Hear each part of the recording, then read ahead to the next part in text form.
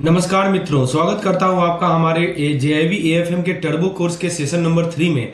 दोस्तों, ये हमारा यूनिट नंबर, आज हम लोग यूनिट नंबर 15 से लेकर यूनिट नंबर 21 तक इंपॉर्टेंट पॉइंट्स को कवर करेंगे। हमारा तरीका वही रहेगा। पहले मैं आपको सबसे पहले बुलेट पॉइंट समझाऊंगा, उसके बाद उससे रिलेटेड 3 एग्जामिनेशन के फैक्ट बताऊंगा, उस पर एमसीक्यूज करवाऊंगा और उसको याद रखने का जो सिंगल लाइनर होता है वो मैं समझाऊंगा। तो दोस्तों, बहुत ही इफेक्टिव कोर्स होने वाला है। वीडियो को अंतिम तक देखें। यदि आपने इसके पहले 2 सेशन नहीं देखे हैं तो डिस्क्रिप्शन सेक्शन में जाइए, वहां पे मैंने लिंक आपको प्रोवाइड कर दिया है। चलिए बिना देरी किए हुए आज हम लोग मॉड्यूल बी को हम लोग कवर करते हैं। 15 से 21 तक मॉड्यूल सी भी कवर होगा कुछ पार्ट। चलिए शुरुआत करते हैं। दोस्तों, हम बात करने वाले हैं एक सुपर इंपॉर्टेंट टॉपिक पे, जिसका नाम है presentation of financial statement under schedule 3 of the companies act 2013। Right, तो यह टॉपिक छोटा लगता है पर एग्जाम में हर साल क्वेश्चन पक्का आता है। दोस्तों, सोच के देखिए, अगर कंपनी का टर्नओवर जो है 100 करोड़ से कम है, अगर कंपनी का टर्नओवर 100 करोड़ से कम है तो राउंडिंग ऑफ करना होगा 100, 1000 या लाख तक। देखिए लिखा है ना, आपको राउंड ऑफ करना पड़ेगा 100, 1000 या लाख या मिलियन तक।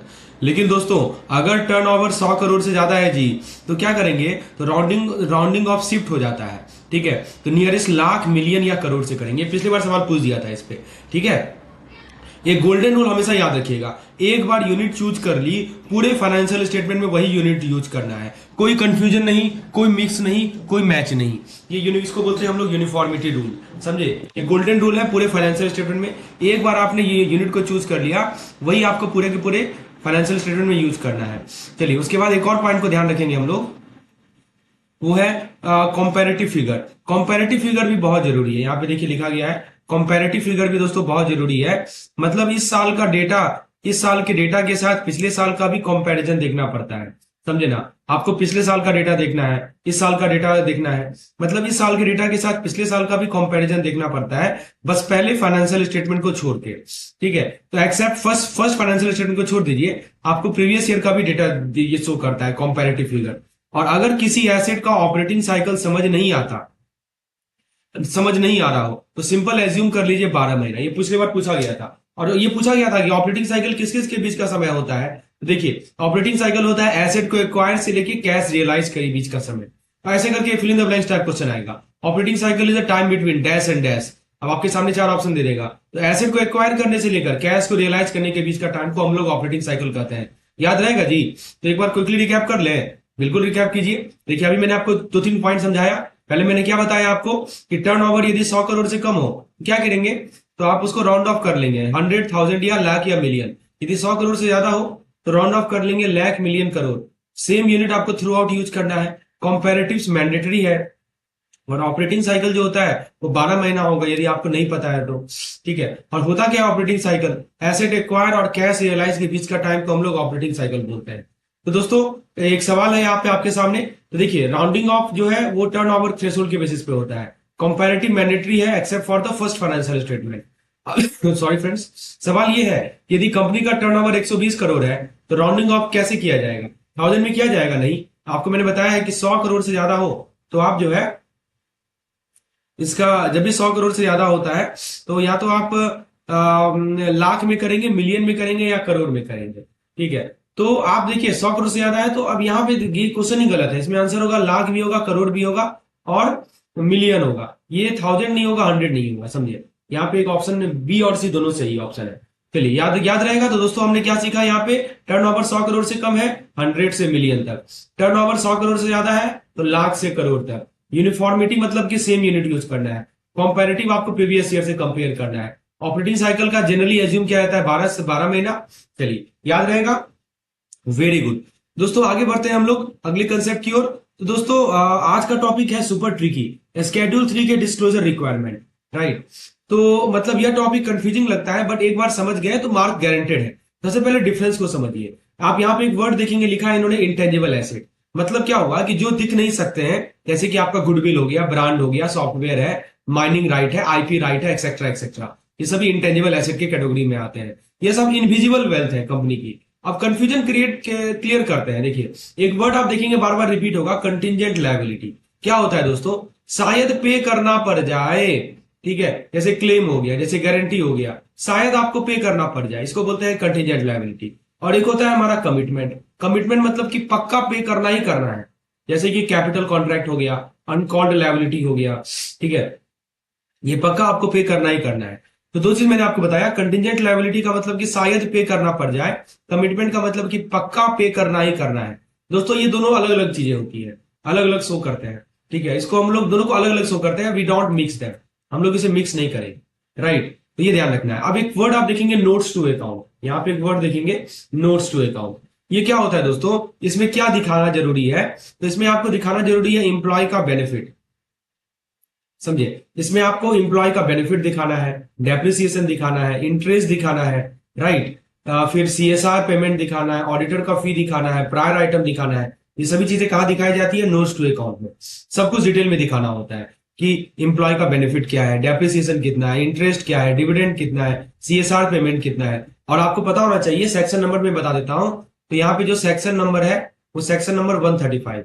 अब देखिए कंपनी टाइप के हिसाब से डिस्क्लोजर करती है, जैसे मैन्युफैक्चरिंग है तो रॉ मटेरियल शो कीजिए, समझे, तो कंपनी का टाइप क्या है उस हिसाब से डिस्क्लोजर करना पड़ता है। यदि मान लीजिए कि मैन्युफैक्चरिंग कंपनी है तो रॉ मटेरियल दिखाइएगा, यदि ट्रेडिंग कंपनी है तो गुड्स परचेज दिखाइएगा, आप यदि मान लीजिए सर्विस कंपनी है तो ग्रॉस इनकम को दिखाइएगा, ठीक है। एक वर्ड याद रखिएगा दोस्तों, वर्क इन प्रोग्रेस और रिजर्व का मूवमेंट भी शो करना मैंडेटरी है।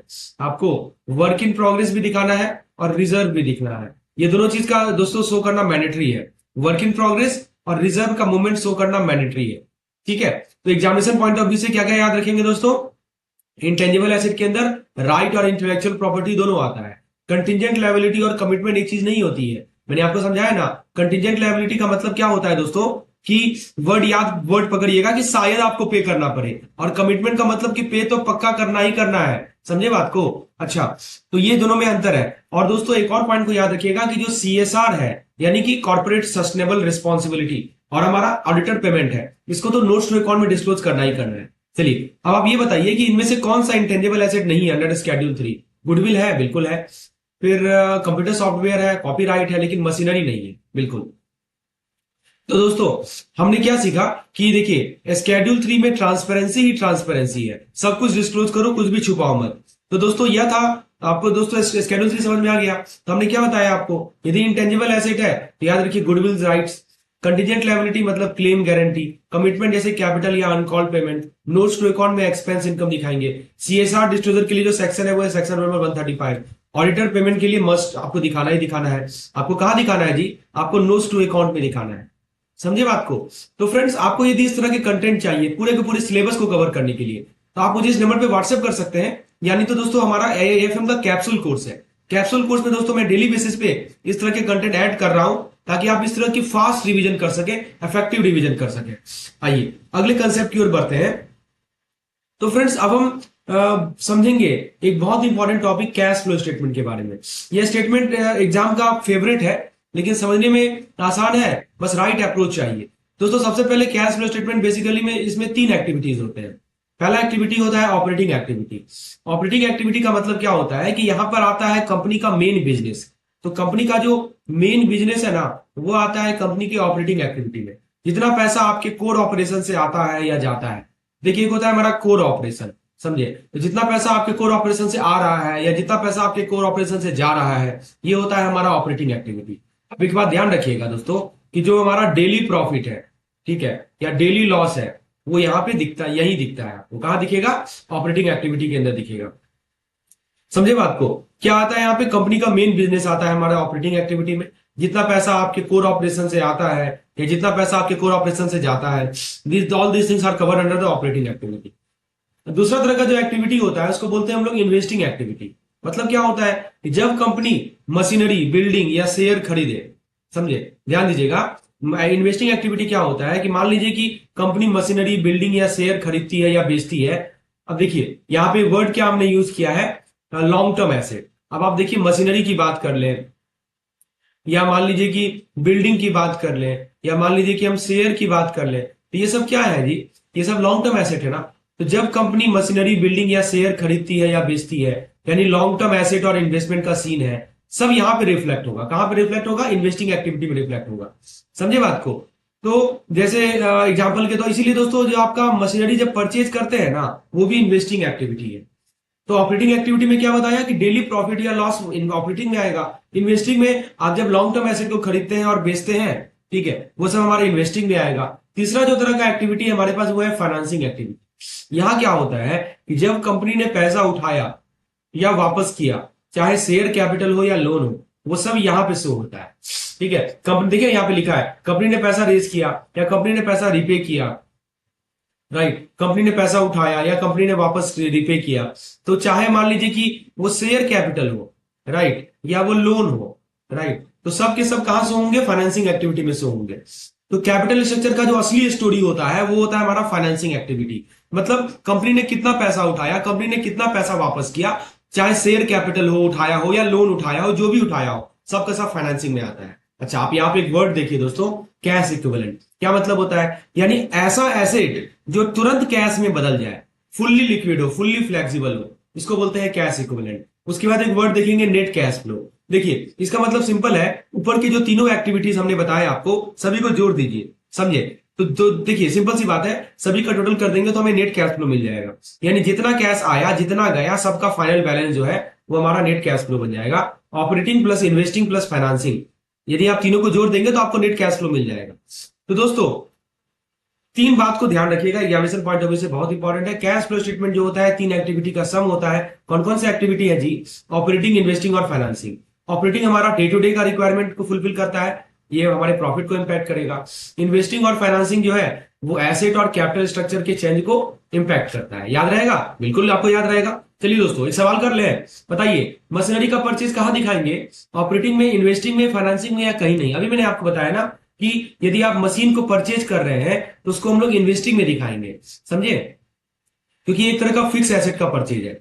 तो कुछ की पॉइंट्स को याद रखेंगे दोस्तों, बस इतना याद रखना, कैश फ्लो स्टेटमेंट का मैजिक तीन एक्टिविटी में छुपा है। ठीक है, operating core of business, investing asset purchase और सेल, फाइनेंसिंग इक्विटी या बोरोइंग। ठीक है, कैश इक्विवेलेंट जो होता है वो सबसे कम लिक्विड होता है, और नेट कैश फ्लो जो है इन तीनों एक्टिविटीज का टोटल होता है, इन तीनों एक्स का टोटल होता है। चलिए थोड़ा सा हम लोग दोस्तों बेसिकली हमारा जो कैश फ्लो है इसका जो गोल्डन फॉर्मूला है, जो हर एग्जाम में गारंटेड क्वेश्चन बन के आता है, उसको जरा देखेंगे। तो ऑपरेटिंग एक्टिविटी का सिंपल सा लॉजिक आप समझ लीजिए। लॉजिक कुछ ऐसा है कि करंट एसेट बढ़ रहा है, मान लीजिए करंट एसेट बढ़ रहा है, मतलब कैश कहीं गया। कैश कहां गया जी? करंट एसेट बढ़ रहा है मतलब कैश कहां गया? तो हो सकता है कि आपने इन्वेंट्री में, डेटर में ब्लॉक हो गई होगी, है ना? तो हो सकता है कि आपका जो कैश है वो इन्वेंट्री में, या मान लीजिए कि आपका कैश जो है डेटर में ब्लॉक हो गया होगा, समझे? तो ऑब्वियसली आपका क्या होगा? कैश घट जाएगा, क्योंकि कैश ब्लॉक हो गया ना, तो घट जाएगा ना जी। ठीक है, अब मान लीजिए करंट लायबिलिटी बढ़ रहा है, मतलब कि आपको क्रेडिटर से पैसा मिल रहा है, आपने जिसको उधार दिया था, ठीक है, आपने जिससे, आप बेसिकली करंट लायबिलिटी बढ़ रहा है मतलब क्या हुआ कि क्रेडिटर से पैसा मिला आपको। क्रेडिटर कौन होता है? जिसे आपने सामान उधार में लिया है, तो आपने पैसा जिसे उधार में लिया है, तो करंट लायबिलिटी बढ़ रहा है, तो मतलब क्या हुआ कि आपको पैसा मिल रहा है, मतलब कैश बढ़ रहा है। समझ रहे हैं बात को? करंट एसेट बढ़ रहा है मतलब कैश घट रहा है, क्योंकि दोस्तों कैश कहीं जा रहा है, कहां जा रहा है? तो इन्वेंट्री डेटर में ब्लॉक हो रहा है। और यदि करंट लायबिलिटी बढ़ रहा है मतलब क्रेडिटर से आपको पैसा मिल रहा है, मतलब कि कैश बढ़ रहा है। मैं आपको कुछ रियल एग्जांपल बताता हूं। जैसे मान लीजिए कि कैश सेल है, ठीक है, तो कैश सेल आपको डायरेक्ट कैश मिल रहा है। जैसे मान लीजिए कि आप सप्लायर को पेमेंट कर रहे हैं, तो यहां पे क्या हो रहा है? कैश आउट हो रहा है ना। यहां देखिए रिसीट फ्रॉम, यहां पे देखिए लिखा है एम्प्लॉय सैलरी। मान लीजिए कि सैलरी यहां पे देखिए लिखा है ना एम्प्लॉय सैलरी, तो एम्प्लॉय सैलरी में भी कैश बाहर जा रहा है। फिर टैक्स पेमेंट आपका यदि कर रहे हैं, इनकम टैक्स पेमेंट कर रहे हैं, तो यहां भी कैश बाहर जा रहा है। तो आप देख रहे हैं ना, सब में कैश इन्वॉल्व है, या किसी केस में कैश आ रहा है, किसी केस में कैश जा रहा है। समझे बात को? तो दोस्तों ये याद रहेगा आपको। अब देखिए जो हमारा, ये तो मैंने आपको ऑपरेटिंग एक्टिविटी का बेसिक लॉजिक समझा दिया, क्योंकि दोस्तों इसमें क्या होता है कि मेन रेवेन्यू ऑपरेटिंग, मतलब आपको जो रेवेन्यू, आपके जो ऑपरेशन से जो रेवेन्यू आ रहा है वो हमारे ऑपरेटिंग एक्टिविटी में होता है। और याद रखिएगा ऑपरेटिंग एक्टिविटी हमेशा कैश को अफेक्ट करेगा या करंट एसेट और करंट लायबिलिटी को अफेक्ट करेगा। जैसे कि हमने यहाँ पे देखा कि जितना भी आप एक्टिविटी देखिए, ये पूछा जाता है दोस्तों कि बताओ इनमें से कौन सा ऑपरेटिंग एक्टिविटी है, तो कैसे पहचानिएगा? तो दोस्तों सिंपल सा लॉजिक याद रखिए। जैसे मान लिया बोला कि कैश सेल, तो कैश सेल में आपको साफ दिख रहा है कि कैश को अफेक्ट कर रहा है ना। हर एक वो एक्टिविटी जो कैश को अफेक्ट करे या करंट एसेट और लायबिलिटी को अफेक्ट करे, उसको हम लोग ऑपरेटिंग एक्टिविटी में दिखाएंगे। जैसे आपने सप्लायर को पेमेंट किया, यहां भी कैश जा रहा है, receipt from fee, income tax payment, सब में कैश इन्वॉल्व है, तो ये सब के सब जो है ऑपरेटिंग एक्टिविटी होते हैं। अच्छा, इन्वेस्टिंग एक्टिविटी में क्या होता है? इसका थंब रूल है, आपने एसेट खरीदा या आपने एसेट बेचा, अब आप एसेट यदि खरीदेंगे, अब मान लीजिए कि एसेट आप खरीद रहे हैं, तो क्या होगा, तो उस केस में कैश बाहर जाएगा ना कि कैश अंदर आएगा, कैश आउट होगा। ठीक है, जैसे एग्जांपल के तौर पर मान लीजिए कि आप एसेट खरीदे, मान लीजिए कि मशीन खरीद रहे हैं, मशीन परचेज कर रहे हैं, समझिए, तो मशीन आप परचेज कर रहे हैं तो कैश बाहर जाएगा। मान लीजिए कि आप बिल्डिंग परचेज कर रहे हैं तो क्या होगा, कैश बाहर जाएगा, समझिए। तो ये होता है एसेट खरीदना, और दूसरा होता है एसेट बेचना। जब आप एसेट बेचेंगे तो कैश आपके पास अंदर आएगा, इसलिए यहाँ पे इनफ्लो लिखा है हमने। जब आप बेचते हैं ना तो इनफ्लो होता है, और जब आप खरीदते हैं तो आउटफ्लो होता है, समझे। तो दोस्तों सेल प्रोसीड, लोन रिकवरी, ये सब के सब इनफ्लो के एग्जांपल है। तो जैसे मान लीजिए कि आपके सामने लिख दिया कि परचेज ऑफ एसेट, बताओ कौन सा एक्टिविटी है। पहले एसेट वर्ड को देखिए, ठीक है, लॉन्ग टर्म एसेट खरीद रहे हैं, ठीक है, तो यहाँ पे हमारा ये परचेज ऑफ एसेट आउटफ्लो है। तो याद रखिएगा दोस्तों, फाइनेंशियल कॉन्ट्रैक्ट जैसे कि फ्यूचर हो गया, स्वैप हो गया, ये सब के सब कैसे ट्रीट होते हैं, इन्वेस्टिंग के रूप में ट्रीट होते हैं, ठीक है, जब तक ट्रेडिंग पर्पज के लिए है। तो दोस्तों मेमोरी ट्रिक याद रहेगा ना, जैसे आपसे पूछे करंट एसेट बढ़ रहा है, मतलब क्या हुआ कि कैश घट रहा है, पैसा आपका ब्लॉक हो रहा है। करंट लायबिलिटी बढ़ रहा है, मतलब कि कैश आपके पास बढ़ रहा है, मतलब कि पैसा आपको मिल गया। ठीक है, तो 3 एग्जामिनेशन फैक्ट याद रखिए। Operating cash flow core business inflow outflow के कारण होता है, जो कि वर्किंग कैपिटल से लिंक्ड होता है। और इन्वेस्टिंग कैश फ्लो जो होता है, इन्वेस्टिंग कैश फ्लो का जो एक्टिविटी होता है, उसमें हम लोग किसी पीपी को परचेज करें या सेल करें, इंटेंजिबल को परचेज करें या सेल करें, या सिक्योरिटीज को करें। ठीक है, और सीए और सीएल का जो चेंज है वो डिसाइड करता है कि कैश मूवमेंट का डायरेक्शन कैसा होगा। अभी मैंने आपको बताया सीए बढ़ेगा तो कैश आपका घटेगा, सीएल बढ़ेगा तो कैश आपका बढ़ेगा। तो देख रहे हैं ना कैसा सीए और सीएल का डायरेक्शन है, वो डिसाइड कर रहा है कैश के मूवमेंट के डायरेक्शन को। तो दोस्तों एक सवाल है कि मान लीजिए कि इन्वेंट्री बढ़ रहा है, तो इस कारण से कैश पे क्या इफेक्ट पड़ेगा। तो आप खुद सोचिए, इन्वेंट्री एक तरह का करंट एसेट है, करंट एसेट बढ़ रहा है तो मतलब कि आपका कैश ब्लॉक हो रहा है, तो कैश आपका घटेगा। समझ रहे हैं ना बात को, ऐसा क्वेश्चन आता है तो आप बिल्कुल भी कंसेप्चुअली इसको आंसर दे सकते हैं। सिंपल सी बात है, इन्वेंट्री बढ़ रहा है तो कैश ब्लॉक हो रहा है, तो हमारा ऑपरेटिंग कैश क्या हो रहा है, घट रहा है। चलिए, तो दोस्तों कुछ कीवर्ड को याद रखेंगे। ऑपरेटिंग एक्टिविटी कहां से जनरेट होता है, रेवेन्यू ऑपरेशन से। सीएसीएल रूल जो है कैश फ्लो को इंपैक्ट करता है। इन्वेस्टिंग एक्टिविटी में हम लोग एसेट को खरीदते हैं या बेचते हैं, समझे। कैश आउटफ्लो कब होगा, जब हम एसेट परचेज करेंगे। कैश इनफ्लो कब होगा, जब एसेट बेचेंगे। ट्रेडिंग कॉन्ट्रैक्ट जो है इन्वेस्टिंग सीएफ। अब दोस्तों आगे बढ़ते हैं हम लोग, अब फाइनेंसिंग एक्टिविटी की बात करते हैं। तो बस याद रखिएगा, ऑपरेटिंग एक्टिविटी में वर्किंग कैपिटल का गेम है, इन्वेस्टिंग में एसेट का गेम है, बस ये याद रखिएगा। चलिए हम लोग बात करते हैं दोस्तों फाइनेंसिंग एक्टिविटी की। ये वाला सेक्शन समझ गए तो कैश फ्लो स्टेटमेंट में आप अनबीटेबल हो जाएंगे। देखिए दोस्तों, फाइनेंसिंग एक्टिविटी में का मतलब बहुत सिंपल है, कंपनी पैसा कैसे उठाती है और कैसे वापस करती है, समझिए। तो कंपनी जो है पैसा जो है वो कैसे उठा रही है और कैसे वो वापस कर रही है, समझिए, ये होता है हमारा फाइनेंसिंग एक्टिविटी। देखिए दो वे ट्रैफिक को समझिए, क्या होता है, एक तो होता है इनफ्लो और एक होता है आउटफ्लो। ठीक है, इनफ्लो क्या क्या मतलब, क्या हुआ, पैसा आ रहा है। जैसे मान लीजिए कि आपने शेयर इशू किया, पैसा आया आपके पास। या मान लीजिए कि आपने डिवेंचर या बॉन्ड निकाले, कैश आएगा आपके पास। या मान लीजिए कि आपने बैंक से लोन लिया, कैश आपके पास आएगा। तो इन तीनों के तीनों, इन चारों केस में आप देख सकते हैं कि कैश आपके पास आ रहा है, इसको बोलते हैं हम लोग इनफ्लो। समझे बात को। अच्छा, सेकंड केस है आउटफ्लो। आउटफ्लो क्या होता है कि पैसा जा रहा है। जैसे यहां देखिए, यहां पे लिखा है ना कि लोन आपने रिपे किया, तो लोन रिपे किया दोस्तों, मतलब क्या हो गया कि पैसा जा रहा है। ठीक है, जैसे आपने लिखा कि शेयर रिडीम किया, ये भी कैश जा रहा है। लीज लाइबिलिटी पेमेंट, कैश जा रहा है, समझे। तो एक इनफ्लो हो गया, एक आउटफ्लो हो गया। तो इनफ्लो में मतलब कि कैश आ रहा है, आउटफ्लो मतलब कि कैश जा रहा है, पैसा जा रहा है, समझे बात को। तो दोस्तों ये दो चीज याद रखेंगे। एक और वर्ड को याद रखिए कि फाइनेंसिंग एक्टिविटी बेसिकली कंपनी के कैपिटल स्ट्रक्चर को मैनेज करता है। किसको मैनेज करता है दोस्तों, कैपिटल स्ट्रक्चर को मैनेज करता है, समझिए। फाइनेंसिंग एक्टिविटी कंपनी के कैपिटल स्ट्रक्चर को मैनेज करता है, डेट लेना हो या इक्विटी रेज करना हो इसे। अब यहां पे एक वर्ड देखेंगे आप, बैलेंसिंग एक्ट।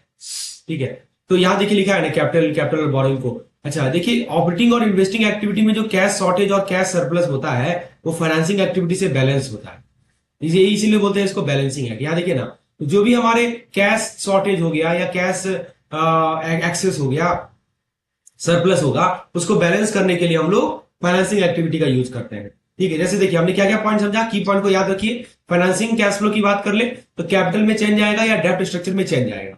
ठीक है। शेयर इशू कर रहे हैं तो इनफ्लो है, लोन रिपे कर रहे हैं तो आउटफ्लो है, ठीक है। लीज लायबिलिटी पेमेंट को हम लोग फाइनेंसिंग एक्टिविटी में काउंट, ये ध्यान रखिएगा, ये बहुत इंपॉर्टेंट पॉइंट है। आपके ऑप्शन दे देगा, बताओ लीज लायबिलिटी का पेमेंट है, कैसा एक्टिविटी है जी? तो ये हमारा फाइनेंसिंग एक्टिविटी है। आपसे कुछ क्वेश्चन पूछे हम, जल्दी बताइएगा क्या जवाब है। आपसे मान लीजिए हम पूछते हैं कि बताओ कि आपको बताना है कि कौन सा एक्टिविटी है। जैसे मान लीजिए कि हमने फ्यूचर और स्वैप में कॉन्ट्रैक्ट किया, कौन सा एक्टिविटी है? तो याद रखिएगा ये हमारा इन्वेस्टिंग एक्टिविटी है। जैसे मान लीजिए कि हमने किसी एसेट को खरीदा, कौन सा एक्टिविटी है? ये भी हमारा इन्वेस्टिंग एक्टिविटी है। जैसे मान लीजिए कि हमने शेयर या डिवेंचर में इन्वेस्ट किया, शेयर डिवेंचर इशू किया, ठीक है, तो कौन सा एक्टिविटी है? तो ये फाइनेंसिंग एक्टिविटी है। तो ये तीनों को हमें ध्यान रखना है, मैंने आपको डिटेल में समझा दिया है। तो दोस्तों जैसे ये सवाल है, redemption of debenture will appear under activity, कौन सा एक्टिविटी में आएगा? तो डिवेंचर, शेयर, बॉन्ड, जैसे आपको दिखे सीधा फाइनेंसिंग लगा दीजिए, ठीक, समझे। तो क्योंकि ये हमारा बोरोड फंड का रीपेमेंट है। तो कीवर्ड पकड़िए, फाइनेंसिंग एक्टिविटी कैपिटल स्ट्रक्चर को चेंज करेगा, डेट फ्लो होगा, कैश इनफ्लो कब होगा? जब आप शेयर। हाँ तो फ्रेंड्स याद रखिएगा, कैश फ्लो स्टेटमेंट के तीनों पार्ट मिल जाए तो कंपनी की कंप्लीट फाइनेंशियल स्टोरी पता चल जाती है। अब दोस्तों हम लोग अगले कंसेप्ट की ओर बढ़ते हैं और हम लोग बात करने वाले हैं यहाँ पे फंड फ्लो स्टेटमेंट के बारे में। देखिए दोस्तों, हम डिकोड करने वाले एक ऐसे क्लासिक टॉपिक जिसका नाम है फंड। अभी तक हमने कैश फ्लो स्टेटमेंट की बात की थी, आप फंड फ्लो स्टेटमेंट को देखते हैं। तो यह कैश फ्लो स्टेटमेंट का बड़ा भाई है, लेकिन लॉजिक बिल्कुल डिफरेंट है। सिंपल एनालॉजी से समझिए, जो हमारा लायबिलिटी साइड होता है बैलेंस शीट का, वो सोर्स ऑफ फंड होता है, यानी कि पैसा कहां से आया। और जो बैलेंस शीट का एसेट साइड होता है वो हमारा यूज ऑफ फंड होता है, कैश को छोड़कर, समझे, यानी कि पैसा कहां यूज किया गया। और जो कैश होता है वो हमारा अनयूटिलाइज पोर्शन होता है फंड का, जो पैसा अभी भी अवेलेबल है, हमने अभी तक यूटिलाइज नहीं किया है, समझे। तो गोल्डन रूल याद रखिएगा दोस्तों कि जब हमारा लायबिलिटी बढ़े या एसेट घटे तो हमारा सोर्स ऑफ फंड का लाएगा, मतलब पैसा हमें मिल गया। और जब एसेट बढ़े लायबिलिटी घटे, समझे, तो यूज ऑफ फंड का लाएगा, मतलब पैसा यूज हो गया। तो मेन डिफरेंस याद रखिएगा सीएफएस और एफएफएस में। सीएफएस में दोस्तों सिर्फ कैश की मूवमेंट को हम लोग दिखाते हैं और एफएफएस में सभी फंड की मूवमेंट को दिखाते हैं, यानी आपको एक कंप्लीट पिक्चर मिलता है। तो यदि आपसे हम पूछे कि बताओ सीएफएस और एफएफएस में कंप्लीट पिक्चर कहां मिलता है, तो जवाब क्या देंगे आप? एफएफएस देंगे ना। तो पर्पस क्या है दोस्तों कि दो बैलेंस शीट के बीच का जर्नी दिखाना, फंड कैसे मूव हुआ थ्रू आउट द ईयर, समझे। तो यहां पे देखिए fund flow statement cash flow statement same नहीं होता, सारे फंड को कवर करता है, केवल कैश को कवर नहीं करता, राइट। कैश के अलावा सारे के सारे फंड को कवर करता है, यही तो अंतर है इसमें। और देखिए मान लीजिए हमारे पास दो बैलेंस शीट है और उसके बीच में दो पीरियड है, उसको कंपेयर करने के लिए हम लोग क्या बनाते हैं? FFS, fund flow statement. इसके माध्यम से आप वर्किंग कैपिटल की मूवमेंट को ट्रैक कर सकते हैं ओवर द अकाउंटिंग ईयर।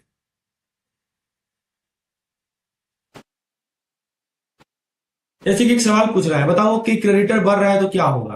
तो क्रेडिटर बढ़ रहा है मतलब उधार हम ज्यादा ले रहे हैं, तो उधार ले रहे हैं तो मतलब उधार से क्या होगा? पैसा आएगा ना जी, यूज तो नहीं होगा। तो देखिए क्रेडिटर बढ़ने से क्या होगा? तो देखिए, क्योंकि देखिए क्रेडिटर बढ़ने का मतलब कि हमारी लायबिलिटी बढ़ गई, लायबिलिटी बढ़ गई मतलब एडिशनल फंड अवेलेबल हो गया, इसीलिए इसको बोलते हैं सोर्स ऑफ फंड, समझे। तो आपको पता होना चाहिए कि कौन सा सोर्स ऑफ फंड है, कौन सा यूज ऑफ फंड है। दोस्तों कुछ की पॉइंट देख लीजिए। लायबिलिटी याद रखिएगा सोर्स ऑफ फंड होता है, एसेट हमारा यूज ऑफ फंड होता है, कैश हमारा अनयूटिलाइज फंड होता है, और fund flow source basically use को बताता है। कैश फ्लो और फंड फ्लो स्टेटमेंट अलग अलग होते हैं, दोनों में डिफरेंस है।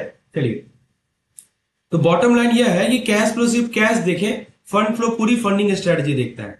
अब दोस्तों अगले कंसेप्ट की ओर बढ़ते हैं, हम बात करेंगे फंड फ्लो स्टेटमेंट के बहुत इंपॉर्टेंट पार्ट का, जिसको बोलते हैं source and use of fund. Exam में यह कंसेप्ट मार्क्स का गेम चेंजर है। देखिए सबसे पहला होता है हमारा लॉन्ग टर्म सोर्स, जिससे आपका क्या होता है कि कैपिटल स्ट्रक्चर को बूस्ट मिलता है, राइट। जैसे मान लीजिए कि आपने इक्विटी बढ़ा दिया, इक्विटी बढ़ना मतलब आपने नया शेयर इशू किया होगा, रिजर्व बढ़ना मतलब आपने प्रॉफिट को अलग से रखा होगा, लॉन्ग टर्म बोरोइंग बढ़ना मतलब डिवेंचर लोन लिए होंगे, नॉन करंट एसेट घटना मतलब पुराने एसेट बेचे होंगे। समझिए बात को, इक्विटी बढ़ रहा है मतलब क्या हुआ कि आपने नए शेयर इशू किए हैं, रिजर्व बढ़ रहा है मतलब क्या हुआ कि आपने प्रॉफिट को अलग से रखा है, राइट। इसका सिंपल सा मतलब होता है प्रॉफिट सेट असाइड, मतलब आपने प्रॉफिट को अलग से रखा है। लॉन्ग टर्म बोरोइंग बढ़ रहा है मतलब क्या हुआ कि डिवेंचर और लोन लिए हैं, राइट। और नॉन करंट एसेट घट रहा है मतलब क्या हुआ कि पुराने एसेट को आपने बेच दिया है। ये सब हमारे लॉन्ग टर्म सोर्स कहलाते हैं। और शॉर्ट टर्म सोर्स क्या होता है, जैसे मान लीजिए कि शॉर्ट टर्म सोर्स का देखिए, लॉन्ग टर्म सोर्स होता है हमारा कैपिटल स्ट्रक्चर को बूस्ट मिलता है, और शॉर्ट टर्म सोर्स से आपको वर्किंग कैपिटल को बूस्ट मिलता है। जैसे कि आपने शॉर्ट टर्म बोरोइंग बढ़ा दी, जैसे कि आपको ओवरड्राफ्ट हो गया, शॉर्ट लोन हो गया, ये सब हो गया लॉन्ग टर्म। या करंट एसेट घटना, जैसे इन्वेंट्री डेटर कम लिए हैं आप, ठीक है, तो करंट एसेट आपका घट जाएगा। इन्वेंट्री हो गया, डेटर हो गया, वो आपने कम किए तो करंट एसेट घट जाएगा। ये होता है हमारा शॉर्ट टर्म सोर्स। उसके बाद आप यूज पे आ जाइए, तो ये तो हमने सोर्स की बात कर ली। If you talk about the use, यहाँ पे आप यूजेस भी देख सकते हैं। यहाँ पे देखिए, एक होता है long term use. Long term use का मतलब कैपिटल स्ट्रक्चर इन्वेस्ट,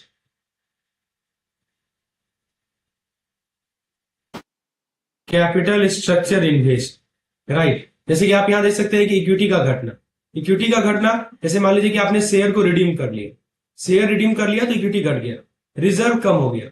जैसे मान लीजिए कि आपने रिजर्व को विड्रॉ कर लिया, लॉन्ग टर्म बोरोइंग कम हो गया। जैसे मान लीजिए कि आपने लोन का रिपेमेंट कर दिया, नॉन करेंट एसेट बढ़ गया। जैसे मान लीजिए कि नया फिक्स एसेट आपने खरीद लिया, समझे, तो ये सब लॉन्ग टर्म यूज कहलाता है, यानी कैपिटल स्ट्रक्चर इन्वेस्ट। और एक होता है हमारा short term use. Short term use का मतलब होता है दोस्तों कि वर्किंग कैपिटल में आपने इन्वेस्ट किया। जैसे आप यहाँ पे वर्किंग कैपिटल में आपने इन्वेस्ट किया, समझे, जैसे शॉर्ट टर्म बोरोइंग कम करना या करंट एसेट को बढ़ाना, समझे।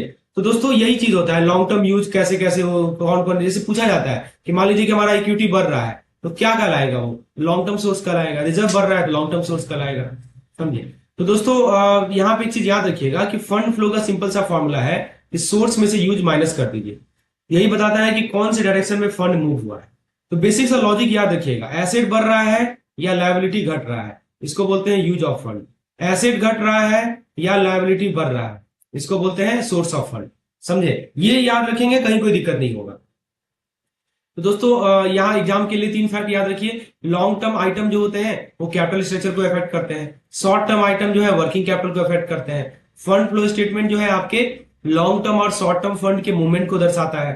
चलिए एक क्वेश्चन कर लेते हैं, इनमें से कौन सा यूज ऑफ फंड है, विच of the following represent use of fund, right. Increase in equity, अब देखिए इक्विटी बढ़ रहा है तो क्या होगा जी, इक्विटी बढ़ रहा है तो मतलब कि आपका यूज ऑफ फंड थोड़ी बढ़ रहा है, ये तो आपका सोर्स ऑफ फंड है ना। डिक्रीज इन करंट एसेट, आप करंट एसेट घट रहा है तो ये भी तो आपका सोर्स ऑफ फंड बढ़ रहा है, समझे। अब देखिए उसके बाद है हाँ नॉन करंट एसेट का बढ़ना, तो ये हमारा क्या है, यूज ऑफ फंड है, ठीक है। क्योंकि देखिए यूज ऑफ फंड मतलब कि सिंपल सा बात है, फंड का यूज करना मतलब कैश आपसे बाहर जा रहा है, ये ऐसे समझिए। कैश बाहर किस केस में जा रहा है, इक्विटी बढ़ाएंगे तो कैश आपके पास आएगा ना, करंट एसेट घटाएंगे तो कैश आपके पास। तो दोस्तों नॉन करंट एसेट जब आप बढ़ाएंगे ना तो आपके पास कैश बाहर जा रहा है। तो दोस्तों कीवर्ड याद रखिए, लॉन्ग टर्म सोर्स बढ़ रहा है मतलब इक्विटी रिजर्व बढ़ रहा है, शॉर्ट टर्म सोर्स घट रहा है मतलब करंट एसेट, ठीक है। करंट एसेट का घटना शॉर्ट टर्म सोर्स है। लॉन्ग टर्म यूज यानी कि करंट, रटने का जरूरत नहीं है, समझने का जरूरत है, समझे, कहीं कोई दिक्कत नहीं आएगी। तो long term item capital structure, short term item working capital, बस ये सब चीज ध्यान रखना है। दोस्तों ये चीजें समझ में आ रही हो तो प्लीज एक वीडियो को लाइक कर दीजिएगा। तो फ्रेंड्स अब हम लोग दोस्तों बैंकिंग के जो अकाउंट होते हैं वो भी अलग अलग स्टाइल के होते हैं, तो हम बात करेंगे बैंक के फाइनेंशियल स्टेटमेंट कैसे तैयार होते हैं। तो पता होना चाहिए आपको कि जो कंपनीज एक्ट 2013 है, इसके तहत सब कंपनी को स्केड्यूल 3 फॉर्मेट फॉलो करने होते हैं, ये पिछले बार पूछा गया था, ठीक है। और बैंकिंग कंपनी को मिलता है स्पेशल ट्रीटमेंट। कौन सा ट्रीटमेंट मिलता है इनको, third schedule of the banking regulation act का स्पेशल ट्रीटमेंट मिलता है। आरबीआई ने 2 फॉर्म बनाए, ये फॉर्म पूछा गया था कि एक तो है फॉर्म ए जो कि बैलेंस शीट के लिए है, और दूसरा फॉर्म बी है जो कि प्रॉफिट एंड लॉस के लिए है, समझिए। और अकाउंटिंग ईयर कब खत्म होता है, 31 मार्च को समाप्त होता है। और इंटरनल क्लोजिंग कब होता है हमारा, 30 सितंबर को इंटरनल क्लोजिंग होता है। दोस्तों एक और पॉइंट याद रखिएगा, सिग्नेचर की लिस्ट याद रखिए कि मैनेजर और प्रिंसिपल ऑफिसर साइन करेंगे और 3 डायरेक्टर साइन करेंगे। अगर 3 से कम डायरेक्टर हो तो सब साइन करेंगे, समझे। और ये सब बैंक पे अप्लाई होता है, nationalise, SBI, RRB, private, SFB, payment bank, सब पे अप्लाई होता है। याद रहेगा ये सब चीजें, वेरी गुड। तो दोस्तों कुछ क्वेश्चन देखिए, यहाँ पे कुछ फैक्ट देख लीजिए। पहले तो सेक्शन नंबर याद रखिए, सेक्शन नंबर 29, जिसमें फॉर्मेट आता है, डेट आता है, ऑथेंटिकेशन आता है बैंक अकाउंट का। फॉरेन बैंक कौन साइन करेगा, मैनेजर साइन करेगा, एजेंट साइन करेगा भारत में, ठीक है। और क्लोजिंग डेट सबका यूनिफॉर्म है, 31 मार्च जो है सबका क्लोजिंग डेट है सभी बैंकिंग कंपनी में, राइट। तो ये ध्यान रखना है। तो एक सेक्शन 29 किससे रिलेटेड है दोस्तों, सेक्शन नंबर 29 रिलेटेड है हमारे बैंक अकाउंट से related, right. Format, date, authentication of the bank account. तो एक सवाल है यहाँ पे कि सेक्शन 29 के अनुसार बैंकिंग कंपनी का अकाउंट कब क्लोज हो जाना चाहिए? तो 31 मार्च तक क्लोज हो जाना चाहिए, आपको पता ही होगा। तो दोस्तों याद रखिएगा कि बैंकिंग का जो फॉर्मेट है वो एज पर थर्ड शेड्यूल है। आरबीआई का जो फॉर्म है वो दो फॉर्म होता है, फॉर्म है बैलेंस शीट के लिए, फॉर्म भी प्रॉफिट एंड लॉस के लिए। अकाउंटिंग डेट होता है हमारा 31 मार्च का, और साइनिंग अथॉरिटी में मैनेजर आते हैं प्लस 3 डायरेक्टर आते हैं। याद रहेगा ये सभी चीजें। चलिए दोस्तों आगे बात करते हैं, हम लोग अगले कंसेप्ट की ओर बढ़ते हैं। तो फ्रेंड्स हम देखेंगे कि कैसे बैंक अपने कंट्रोल अकाउंट को मैनेज करते हैं विद सब्सिडरी लेजर। एग्जाम का फेवरेट टॉपिक है। कंट्रोल अकाउंट होता है जनरल लेजर का समरी। ठीक है, कंट्रोल अकाउंट क्या होता है दोस्तों? यह होता है समरी ऑफ जनरल लेजर, समझे? तो जिसको सब्सिडरी लेजर सपोर्ट करते हैं, इसको सपोर्ट कौन करता है? एसएल। एसएल इसे सपोर्ट करता है। यहां पे सब डिटेल एंट्री नहीं, एंट्रीज नहीं, बल्कि टोटल आपको मिलते हैं। ठीक है, आपको क्या मिलेगा? टोटल मिलेगा। तो आप देखिए कस्टमर अकाउंट अलग अलग लेजर में मेंटेन होते हैं। जैसे कि आप यहाँ देख सकते हैं कि डिपॉजिट हो सकता है। डिपॉजिट में आपका saving, current, RD, CC, TL, demand, ये सब के सब डिपॉजिट में आते हैं। या आपका लोन भी हो सकता है, जैसे सीसी हो गया, टर्म लोन हो गया, ये सब आपके लोन भी हो सकते हैं। देखिए डिपॉजिट में इसमें saving account, current account, RD, ये सब डिपॉजिट है। सीसी, टीएल, डीएल सब लोन पार्ट है।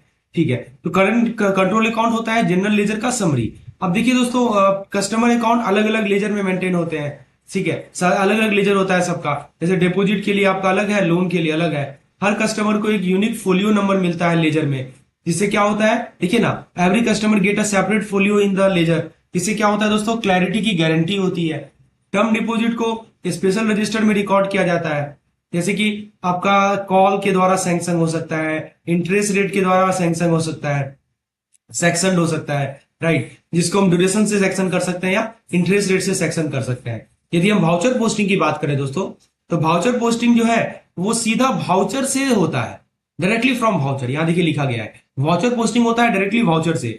फिर हम लोग डेली समरी निकाल के कंट्रोल अकाउंट में पोस्ट किया जाता है। तो देखिए तो आपके पास वाउचर है, आपने वाउचर पोस्टिंग कर ली, और तब उसको डेली समराइज करेंगे और उसको फिर कंट्रोल अकाउंट में पोस्ट किया जाता है। अब यहां पे एक वर्ड देखेंगे आप, इंटरनल कंट्रोल ट्रिक। तो दोस्तों नियम क्या है कि वाउचर समरी को लेजर राइटर से अलग टीम चेक करती है। समरी को लेजर राइटर से अलग टीम चेक करती है। फ्रॉड प्रिवेंशन और एक्यूरेसी का बेस्ट प्रैक्टिस है इंटरनल कंट्रोल। तो दोस्तों कीवर्ड्स को याद रखिए कि देखिए कंट्रोल अकाउंट एक बिग पिक्चर प्रोवाइड करता है। कंट्रोल अकाउंट जो होता है ना, it provide you a big picture. ठीक है, और सब्सिडरी लेजर जो होता है ना, वो आपका कस्टमर लेवल डिटेल प्रोवाइड करता है आपको, कस्टमर के लेवल का डिटेल आपको प्रोवाइड करेगा। और सेपरेशन ऑफ ड्यूटीज से क्या होता है कि एक्यूरेसी और ट्रांसपेरेंसी इंश्योर होती है। समझे, यहाँ पे वर्ड लिखा है ना सेपरेशन ऑफ ड्यूटीज, तो वही चीज यहां बताया जा रहा है कि जो हमारा कंट्रोल अकाउंट होता है वो जनरल लेजर का समरी होता है। ठीक है, जिसको सब्सिडरी लेजर सपोर्ट करते हैं, और कस्टमर अकाउंट अलग अलग लेजर में मेंटेन होता है। समझे, और एक सवाल कर लेते हैं। सवाल ये कह रहा है कि which of the following in bank subsidiary ledger for deposit account are maintain to record interest only, maintain internal audit, record individual customer balance, control expense. तो आपको बताया था कि ये कस्टमर लेवल सब्सिडरी लेजर जो होता है वो कस्टमर लेवल डिटेल प्रोवाइड करता है आपको। तो क्यों हम सब्सिडरी लेजर डिपॉजिट अकाउंट का मेंटेन करेंगे? ताकि हम रिकॉर्ड कर सके इंडिविजुअल कस्टमर बैलेंस। यही बताया आपको मैंने। ठीक है, कंट्रोल अकाउंट जनरल लेजर में होता है, उसको बैक करता है सब्सिडरी लेजर। ठीक है, और उसमें एक दो पॉइंट याद रखिएगा कि सब्सिडरी लेजर में सभी के लिए अलग अलग लेजर होता है। सभी कस्टमर को एक सेपरेट फोलियो दिया जाता है डिपॉजिट और लोन लेजर में। और यहाँ पे एक वर्ड देखिए लिखा गया है, आई होप ये कंसेप्ट क्लियर हो गया होगा। तो देखिए कीवर्ड को समझिए, कंट्रोल अकाउंट को का सपोर्ट करता है सब्सिडरी लेजर। कस्टमर अकाउंट का डिपॉजिट और लोन टाइप में अलग अलग डिफरेंस होता है। टर्म डिपॉजिट को रजिस्टर किया जाता है पीरियड और डेट के माध्यम से। इंटरनल चेक के माध्यम से वाउचर समरी को वेरीफाई किया जाता है। अब दोस्तों आता है बिल रजिस्टर। इसमें क्या है दोस्तों, बेसिकली एक होता है हमारा डेली बिल रजिस्टर। तो अलग रजिस्टर बनता है बिल परचेज के लिए, बिल इनवार्ड और आउटवार्ड बिल फॉर कलेक्शन के लिए। ये सब एंट्री रोज होती है। यहाँ लिखा है ना, separate register for bill purchase, inward outward, everything is done daily basis. फिर एक होता है पार्टी वाइज लेजर, यानी बिल परचेज या डिस्काउंटेड सब कस्टमर वाइज मेंटेन करो। ठीक है, आपको बिल परचेज और डिस्काउंट कस्टमर वाइज मेंटेन करना है ताकि सैंक्शन लिमिट आसानी से ट्रैक हो सके। एक होता है वाउचर सिस्टम, मतलब कि रोज के वाउचर में रजिस्टर्ड टोटल के समरी बनाओ। ठीक है, और डे बुक में उसको पोस्ट करना है। मतलब डेली आपको क्या करना है कि वाउचर में से रजिस्टर टोटल का समरी बनाना है और डेली बुक में पोस्ट करना है। एक होता है रियलाइजेशन और रिटर्न, यानी जब बिल रियलाइज हो या रिटर्न होते हैं तो ओरिजिनल एंट्री को मार्क ऑफ करके डेली समरी डे बुक में पोस्ट करना होता है। ये होता है रियलाइजेशन केस में। ऑर्डर रजिस्टर क्या होता है कि जैसे कि आपका ड्राफ्ट कितना इशू किया, ड्राफ्ट कितना पे किया, रेमिटेंस क्या है, चेक ट्रांजेक्शन क्या है, एलसी, गारंटी, सब रजिस्टर में डिटेल मिलती है। फिर हमारा आता है इंटर ब्रांच ट्रांजेक्शन, मतलब अलग ब्रांच के बीच bill, cheque, cash transaction settle होते हैं through inter office account, right, smooth coordination के लिए। तो एग्जाम के लिए 2-3 फैक्ट को याद रखिएगा। रजिस्टर आपको डिटेल बैकअप देता है, इसे जनरल लेजर को देता है, कंट्रोल अकाउंट को। एंट्री ओरिजिनल डॉक्यूमेंट से ही होती है, जिसके कारण से जीरो एरर एक्यूरेसी को इंश्योर करता है। एंट्री हमेशा ओरिजिनल डॉक्यूमेंट से होगा और आउटस्टैंडिंग एंट्री को पीरियड वाइज समराइज करके कंट्रोल अकाउंट से रिकंसाइल करते हैं।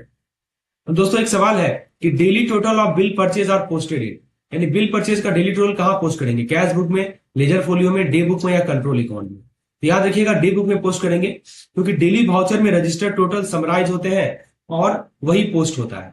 तो दोस्तों मैं आपको सिंपल वर्ड में बॉटम लाइन समझा दूं तो देखिए, रजिस्टर आपको डिटेल देता है, यहाँ पे देखिए वही बताया जा रहा है। 1 मिनट 10 मिनट में देखिए, जो हमारा रजिस्टर है, यहाँ पे हमने बात की थी, सबसे पहले स्टार्ट की थी रजिस्टर से। तो ये जो रजिस्टर है ना, ये आपको डिटेल प्रोवाइड करेगा, समझिए। और जो कंट्रोल अकाउंट होता है वो आपको समरी देता है। कंट्रोल अकाउंट क्या देता है, एक तरह का समरी देता है, ठीक है। तो ये 2 वर्ड को याद रखिएगा, रजिस्टर डिटेल प्रोवाइड करेगा, कंट्रोल अकाउंट आपको समरी देगा। और ड्यूटीज का सेपरेशन, पीरियोडिक रिकॉन्सिलेशन, इससे एक्यूरेसी इंश्योर होता है। तो वही चीज यहां बताया जा रहा है, यहां पे देख सकते हैं आप कि बिल रजिस्टर के अंदर bill purchase, bill inward, bill discounted, ये सब के सब आते हैं। वाउचर पोस्टिंग डे बुक में होगा, ऑर्डर रजिस्टर में ड्राफ्ट, रेमिटेंस, एलसी वाला होगा। Inter branch settlement inter office account के माध्यम से होता है। अब दोस्तों अगले कंसेप्ट की ओर बढ़ते हैं। तो फ्रेंड्स हम बात करेंगे कैसे नोडल और इंटर ऑफिस अकाउंट और सस्पेंस लेजर मेंटेन किए जाते हैं। ये दोनों ऑडिट और फ्रॉड प्रिवेंशन के लिए बहुत क्रिटिकल है। देखिए दोस्तों, हेड ऑफिस और ब्रांचेस के बीच फंड का सेंट्रल चैनल होता है, ठीक है। इसको बोलते हैं हम लोग नोडल और इंटर ऑफिस अकाउंट। एक तरफ हमारा हेड ऑफिस है, समझे, और दूसरी तरफ हमारा ब्रांचेज है। इनके बीच फंड का सेंट्रल चैनल होता है। ऑडिटर को यहीं से पता चलता है कि पैसा सही जगह गया है या नहीं गया है। फ्रॉड रोकने का कहा जाता है फर्स्ट लाइन ऑफ डिफेंस होता है ये, समझे। क्या बोलते हैं इसको, नोडल इंटर ऑफिस अकाउंट। जो पहला लाइन ऑफ डिफेंस होता है ना फ्रॉड रोकने का, वो यही होता है। ऑडिटर इस central channel for fund between branches and head office. अब देखिए होता है सस्पेंस लेजर। जब ट्रायल बैलेंस में छोटी क्लेरिकल एरर हो या कोई ट्रांजिटरी ट्रांजेक्शन हो तो उसको टेम्पोरली यहां पे हम पोस्ट कर देते हैं, तब तक जब तक करेक्शन ना हो जाए। कहां पे पोस्ट करते हैं, सस्पेंस लेजर में।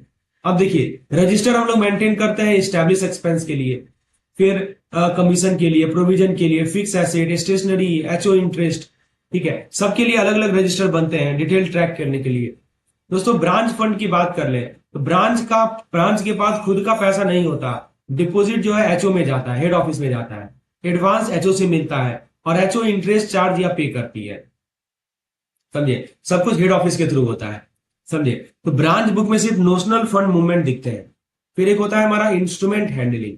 ये क्या होता है जरा इसको देखिए। तो कस्टमर के चेक, ड्राफ्ट, बिल वगैरह को सेपरेट रजिस्टर या कॉमन लॉग बुक में रिकॉर्ड करते हैं, ठीक है। कहां रिकॉर्ड करेंगे, सेपरेट रजिस्टर या कॉमन लॉग बुक में। तो जो भी इंफॉर्मेशन है कस्टमर के, चाहे वो चेक हो, चाहे वो बिल हो या वो ड्राफ्ट हो, सबको हम लोग यहाँ पे रिकॉर्ड करते हैं और फिर उनका डेली टोटल कैश बुक में कैरी फॉरवर्ड होता है। मॉनिटरिंग की बात कर ले, देखिए दोस्तों, सस्पेंस और सन्ड्री अकाउंट को रेगुलर क्लियर करना जरूरी है, ठीक है। यहाँ देखिए लिखा गया है ना कि सस्पेंस और सन्ड्री अकाउंट को आपको रेगुलर क्लियरेंस चाहिए ही चाहिए, वरना अनरिकॉन्साइल्ड एंट्री बुक को गड़बड़ कर सकती है। तो एग्जाम के लिए 2-3 फैक्ट याद रखिएगा। नोडल अकाउंट जो होता है वो फ्रॉड डिटेक्शन और आरबीआई कॉम्प्लायंस का की माना जाता है। सस्पेंस अकाउंट के बारे में याद रखिएगा। सस्पेंस अकाउंट जो होता है, सस्पेंस लेजर जो होता है वो टेम्पोररी एरर, ट्रांजिटरी आइटम को मैनेज करता है। फिर एक होता है हमारा ब्रांच प्रॉफिट या लॉस, एसक्यू इंटरेस्ट मैकेनिक्स से अफेक्ट होता है, लेकिन कंसोलिडेटेड फाइनेंशियल अनअफेक्टेड रहते हैं। जैसे यहाँ पे एक सवाल है, सवाल यह कर रहा है कि क्लेरिकल एरर से जो ट्रायल बैलेंस में डिफरेंस आता है उसको टेम्पोरली कहां पोस्ट की जाती है, ठीक है ना। A difference in trial balance due to clerical error is posted to cash account में पोस्ट होगा क्या, नहीं। लोन लेजर में पोस्ट होगा, नहीं। इसको पोस्ट किया जाएगा सस्पेंस अकाउंट में। तो ऑप्शन नंबर सी करेक्ट है, समझे। तो याद रखिएगा, नोडल अकाउंट है हेड ऑफिस या इंटर ऑफिस के लिए, सस्पेंस लेजर टेम्पोररी एरर और ट्रांजिटरी एंट्रीज के लिए, ब्रांच फंड जो होता है, ठीक है। तो नोडल अकाउंट से फंड फ्लो का ऑडिट ट्रायल मिलता है, यहाँ लिखा है ना, नोडल अकाउंट से आपको फंड फ्लो का ऑडिट ट्रायल मिलता है। सस्पेंस लेजर से एरर जो है सेव करते हैं टेम्पोररली, और डिटेल रजिस्टर से पूरी क्लैरिटी आपको मिलती है। आई थिंक ये वर्ड ये रिपीट हो गया, इसको मैं स्किप कर रहा हूं।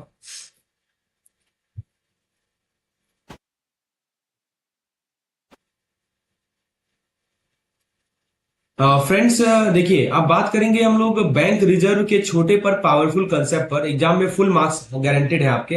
सबसे पहले देखिए, यहाँ पे लिखा जा रहा है स्टैट्यूटरी रिजर्व्स। क्या बताया जा रहा है आपको? स्टैट्यूटरी रिजर्व्स क्या होता है ये? देखिए, बैंकिंग रेगुलेशन एक्ट के सेक्शन नंबर 17 के अंतर्गत, राइट, ये रिजर्व मैंडेटरी क्रिएट होता है, इसको क्रिएट करना ही करना है, मैंडेटरी है कि you have to create this reserve, right. Balance sheet में अलग से दिखाइए, वरना आरबीआई चेक करेगा। तो याद रखिएगा, इस स्टैट्यूटरी रिजर्व को बैलेंस शीट में आप अलग से दिखाइए, वरना आरबीआई क्या करेगा? चेक करेगा। समझे बात को? अब दूसरा होता है हमारा कैपिटल रिजर्व।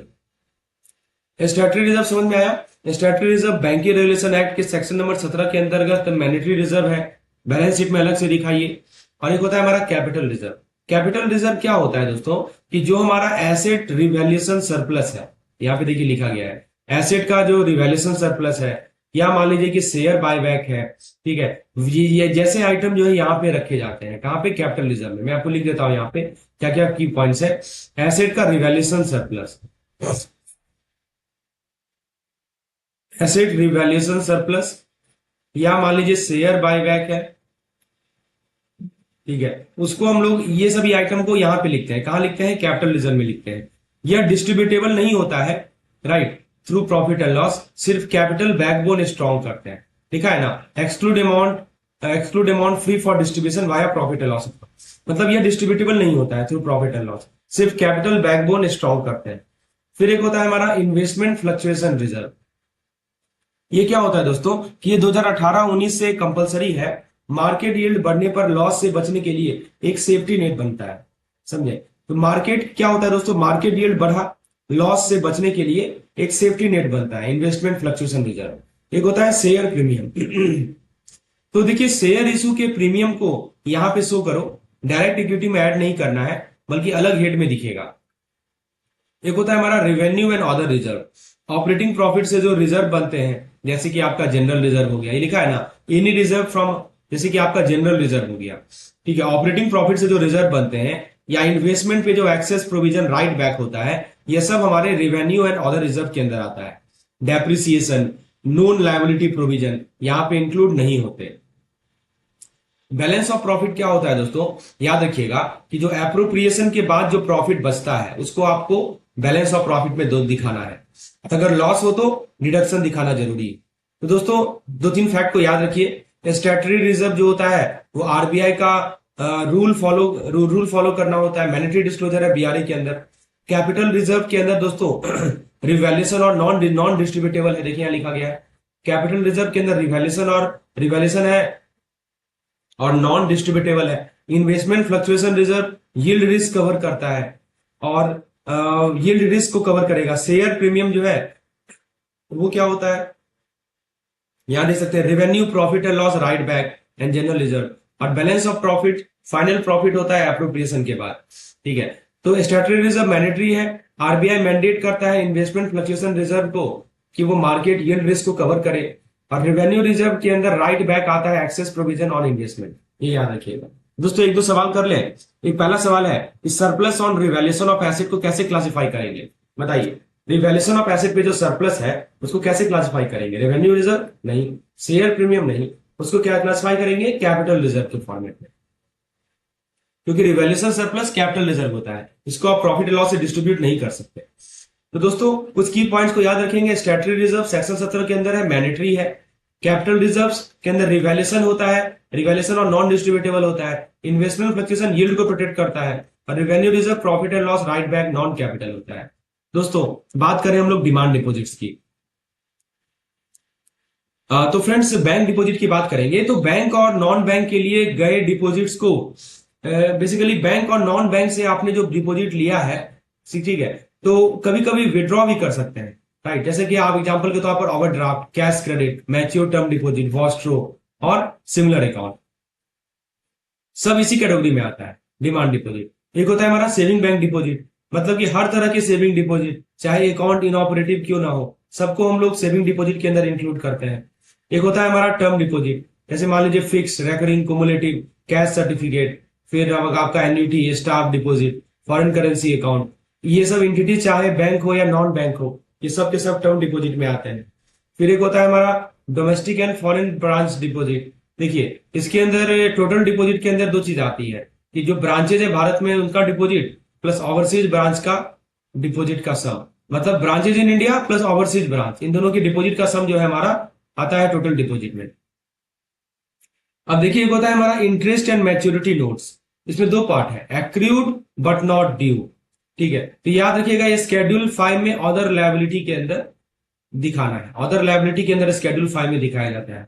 और जो हमारा मैच्योर डिपॉजिट होता है उसे डिमांड डिपॉजिट कैटेगरी में शिफ्ट होता है, ठीक है। इसको बोलते हैं इंटरेस्ट एंड मैच्योरिटी नोट। कुछ स्पेशल स्कीम के बारे में बात हो रही है यहाँ पे, एक तो भी देख लीजिए कि अगर मान लीजिए टर्म डिपॉजिट डिमांड पे विड्रॉ नहीं होता तो इनिशियली टर्म डिपॉजिट मैच्योरिटी के बाद डिमांड डिपॉजिट हो जाएगा, लिखा है ना। अगर मान लीजिए टर्म डिपॉजिट डिमांड पे विड्रॉ नहीं होता तो इनिशियली टर्म डिपॉजिट जो है रहेगा मैच्योरिटी के बाद डिमांड डिपॉजिट हो जाएगा।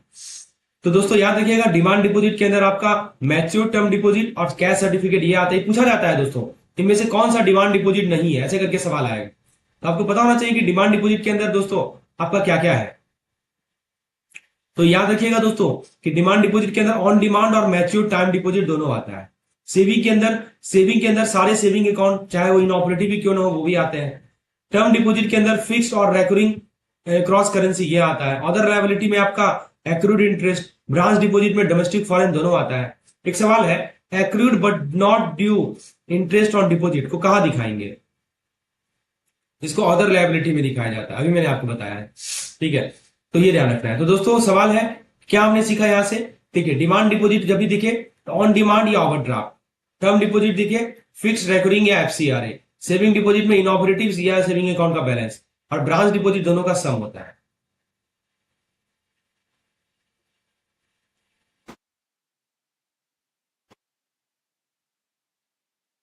दोस्तों बात करते हैं हम लोग कैश और बैलेंस का, एग्जाम फेवरेट टॉपिक है। पहला है कैश इन हैंड। देखिए दोस्तों क्या है कि नोट्स चाहे इंडियन हो या फॉरेन करेंसी हो, फॉरेन ब्रांच का कैश भी सब कैश इन हैंड में आता है, समझे। चाहे आपका नोट्स इंडियन हो या फॉरेन करेंसी का हो, फॉरेन ब्रांच का कैश भी सब कैश इन हैंड में आता है। एक होता है बैलेंस विद आरबीआई, दो पार्ट होते हैं, करंट अकाउंट और अदर अकाउंट। ये स्टैट्यूटरी लिक्विडिटी का पार्ट होता है। आरबीआई से जितना बैलेंस लिक्विडिटी स्ट्रांग होगा। फिर होता है बैलेंस विद अदर बैंक।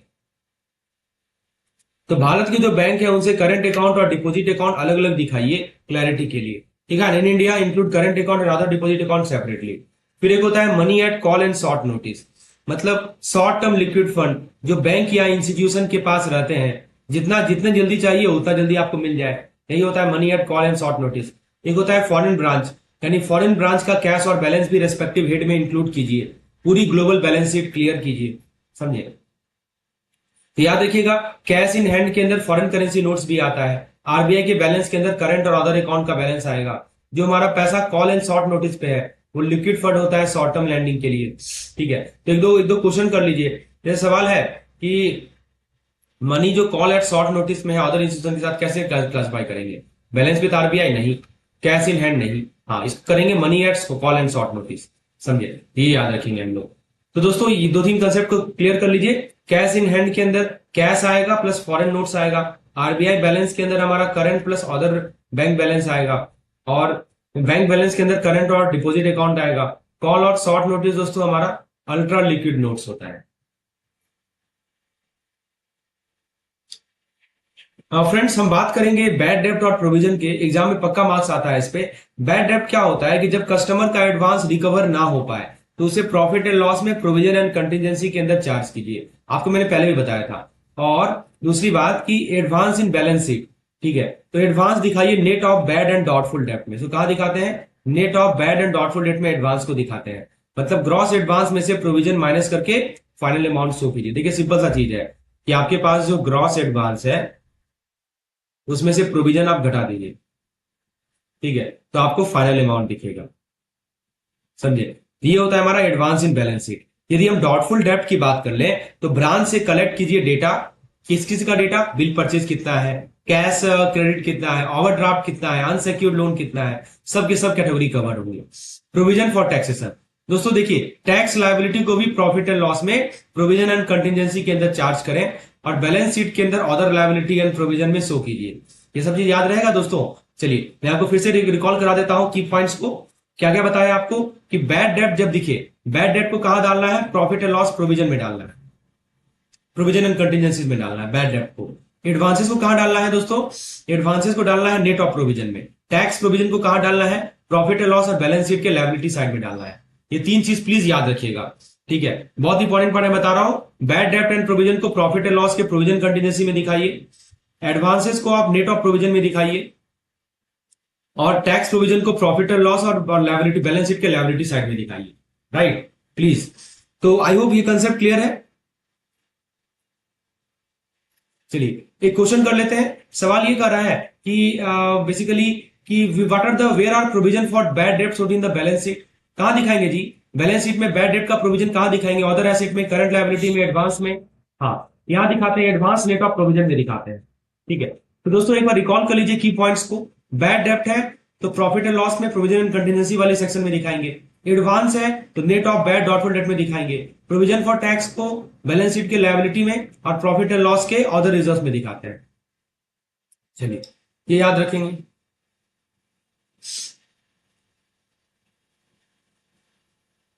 उसके बाद दोस्तों जो नेक्स्ट पॉइंट है हमारा, हेलो हेलो हेलो फ्रेंड्स, अब हम कवर करने वाले हैं performing asset, NPA norms, provisioning और इन्वेस्टमेंट क्लासिफिकेशन, फुल मार्क्स का कॉम्बिनेशन।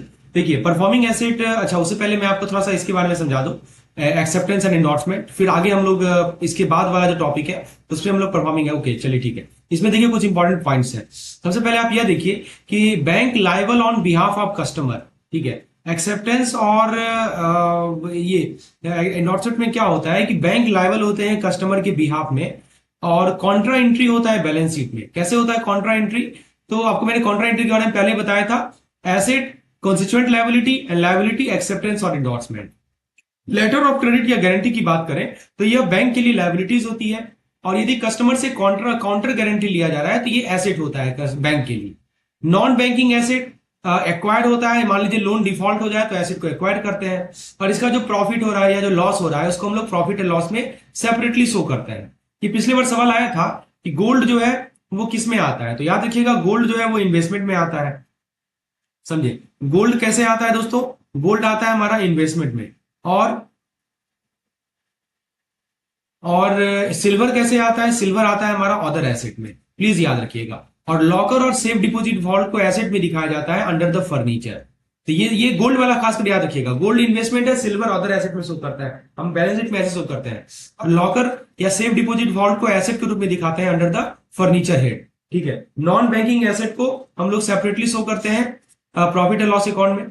दोस्तों 3 एग्जाम फैक्ट याद रखिएगा, एक्सेप्टेंस और इंडोर्समेंट में कॉन्ट्रा आइटम होता है बैलेंस शीट में। उसके बाद नॉन बैंकिंग एसेट को अलग दिखाना है, गोल्ड इन्वेस्टमेंट है, सिल्वर अदर एसेट है, लॉकर जो है फर्नीचर है। पहला सवाल, how are unmatured acceptance recorded in the balance sheet. तो याद रखिएगा कॉन्ट्रा आइटम होता है, एसेट्स और लायबिलिटी दोनों साइड्स होते हैं, राइट। तो अनमैच्योर्ड एक्सेप्टेंस कॉन्ट्रा आइटम होते हैं। आपको मैंने कॉन्ट्रा आइटम के बारे में पहले बताया था कि हर एक वो आइटम जो दोनों साइड अपीयर होते हैं, लायबिलिटी साइड में भी और आपका एसेट साइड में भी, उसको कॉन्ट्रा आइटम बोलते हैं, याद रहेगा। चलिए तो क्या क्या बताया आपको कि एक्सेप्टेंस और इंडोर्समेंट कॉन्ट्रा एंट्री होता है, पहला पॉइंट। नॉन बैंकिंग एसेट का प्रॉफिट एंड लॉस में डिस्क्लोजर होता है। गोल्ड एंड सिल्वर का के बारे में बताया आपको, गोल्ड इन्वेस्टमेंट है, सिल्वर हमारा अदर एसेट है। चलिए अब मैं आपको परफॉर्मिंग एसेट के बारे में थोड़ा समझा देता हूं। देखिए परफॉर्मिंग एसेट जो आपको रेगुलर इनकम जनरेट करता है, ठीक है। और एनपीए का मतलब क्या हुआ कि जब एडवांस 90 दिन से ज्यादा ओवर ड्यू हो जाए तो एनपीए बन जाता है। कैश क्रेडिट या ओवरड्राफ्ट एनपीए की बात कर लें, देखिए अगर मान लीजिए आउटस्टैंडिंग सैंक्शन लिमिट से ज्यादा हो, लिखा है ना, यदि मान लीजिए कि आउटस्टैंडिंग जो है वो सैंक्शन लिमिट से ज्यादा है, समझे, और 90 दिन तक वापस ना हो, आउटस्टैंडिंग सैंक्शन लिमिट से ज्यादा है और 90 दिन तक वापस ना हो, तो उसको हम लोग क्या बोलते हैं, उसको हम लोग बोलते हैं कैश क्रेडिट और ओवरड्राफ्ट एनपीए। इनकम रिकॉग्निशन का क्या नियम है, यदि परफॉर्मिंग एसेट है तो उसको रिकॉग्नाइज करेंगे एक्रूअल बेसिस पे, ये देखिए यहाँ साफ साफ लिखा हुआ है performing asset on accrual basis, और यदि एनपीए है तो उसको कैश बेसिस पे रिकॉग्नाइज करेंगे। प्लीज रिमेंबर दिस टू, ठीक है। और दोस्तों आपको थोड़ा सा मैं प्रोविजनिंग में समझा दूं, स्टैंडर्ड एसेट के लिए एक हमारा सेपरेट वीडियो है प्रोविजनिंग का, जिसका लिंक मैं आपको प्रोवाइड कर दूंगा, उसमें मैंने ट्रिक भी समझाया है कैसे इसको याद रखना है। तो स्टैंडर्ड एसेट के लिए 0.25 से लेकर 1% है, सब स्टैंडर्ड के लिए 15% है, ठीक है। डॉटफुल यदि आप देखिए सब स्टैंडर्ड में भी दो पार्ट होता है, सिक्योर्ड और अनसिक्योर्ड, ठीक है। तो डॉटफुल यदि सिक्योर्ड है तो 25% होता है, अनसिक्योर्ड है तो 100% होता है, लॉस के लिए 100% है। देखिए डॉटफुल में भी क्या लिखा है इन्होंने, सिक्योर्ड के लिए 25 से 100 लिख दिया। एक्चुअली क्या होता है कि D1 D2 D3 होता है, तो इस रेंज में रहता है, 25 से 100 के रेंज में रहता है, समझे।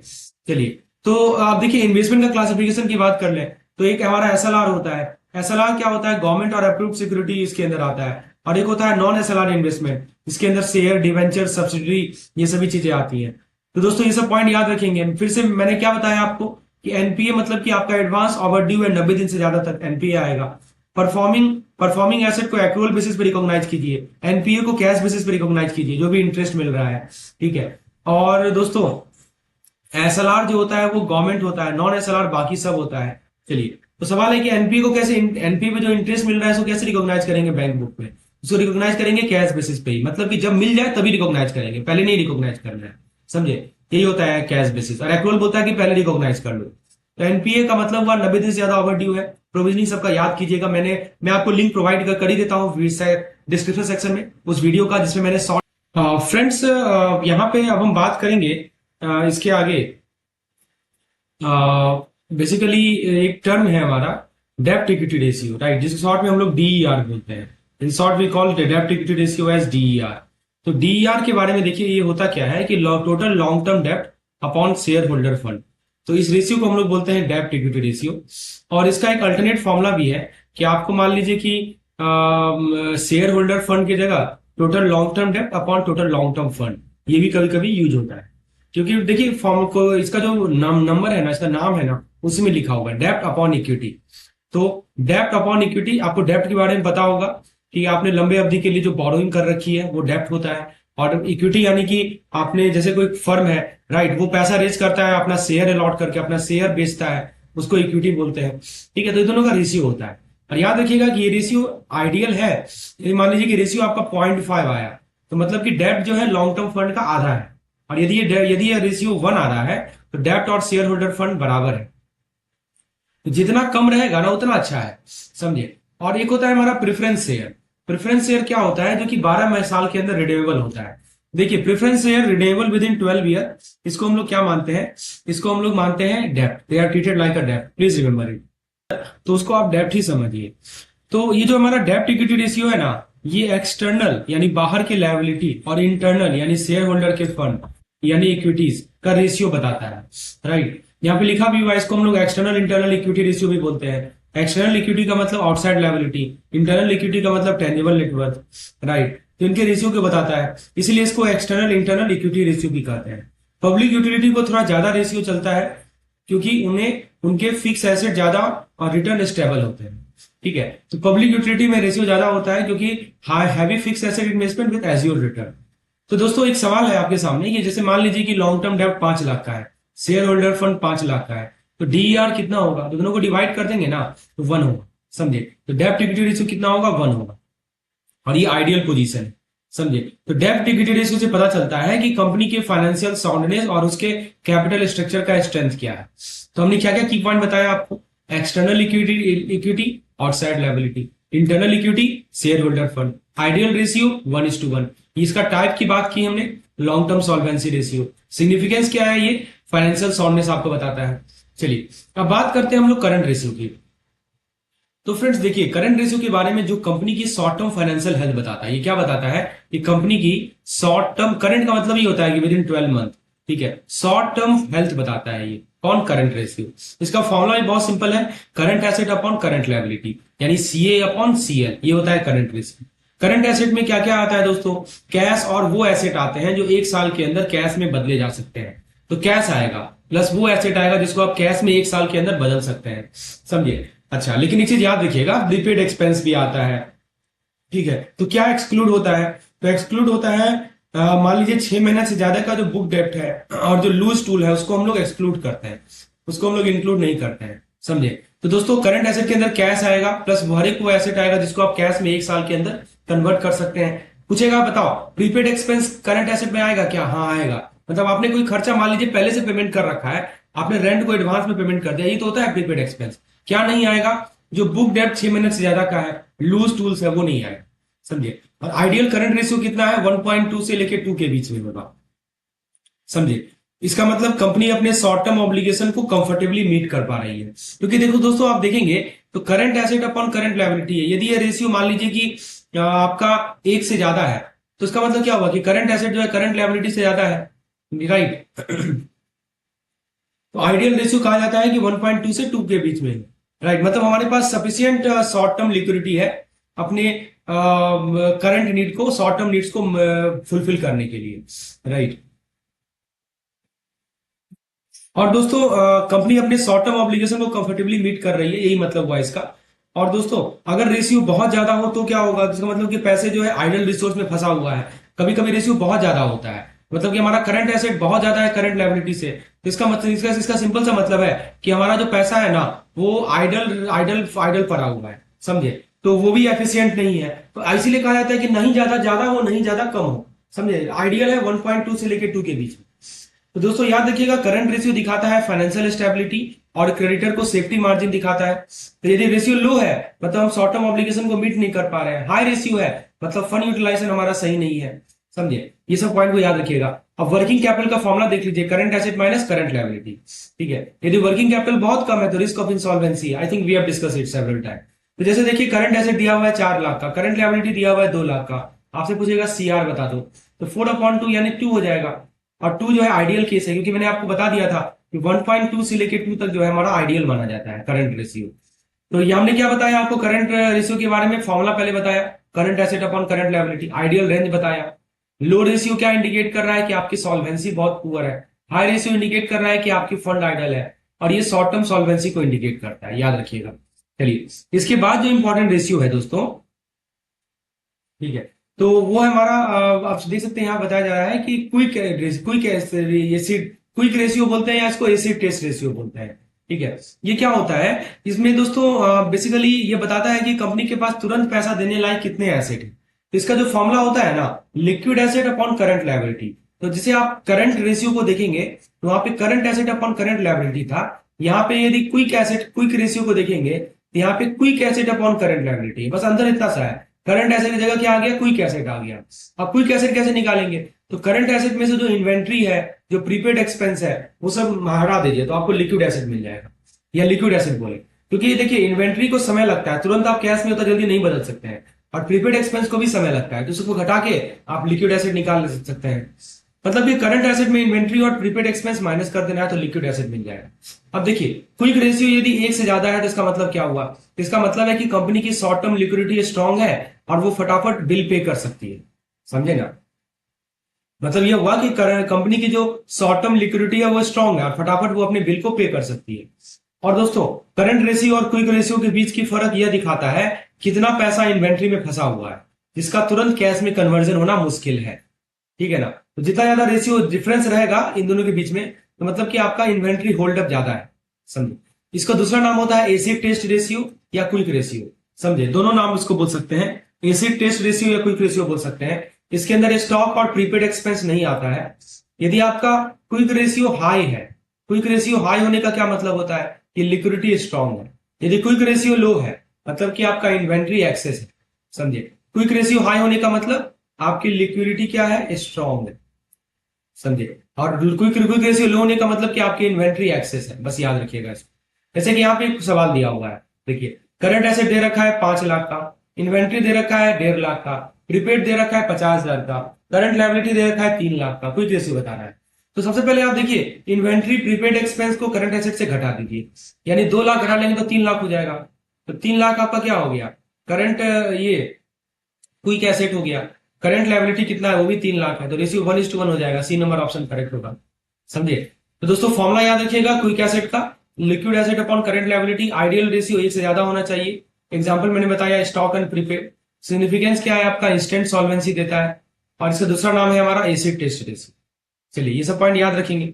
इससे पता चलता है कि कंपनी के पैसे, कंपनी के पास शॉर्ट टर्म ऑब्लिगेशन तुरंत पूरा करने के लिए कितना लिक्विड पैसे हैं, बिना इन्वेंट्री पर डिपेंड किए, समझो। उसके बाद दोस्तों जो हमारा नेक्स्ट रेशियो है वो है स्टॉक टर्नओवर रेशियो। तो आइए इसको समझते हैं।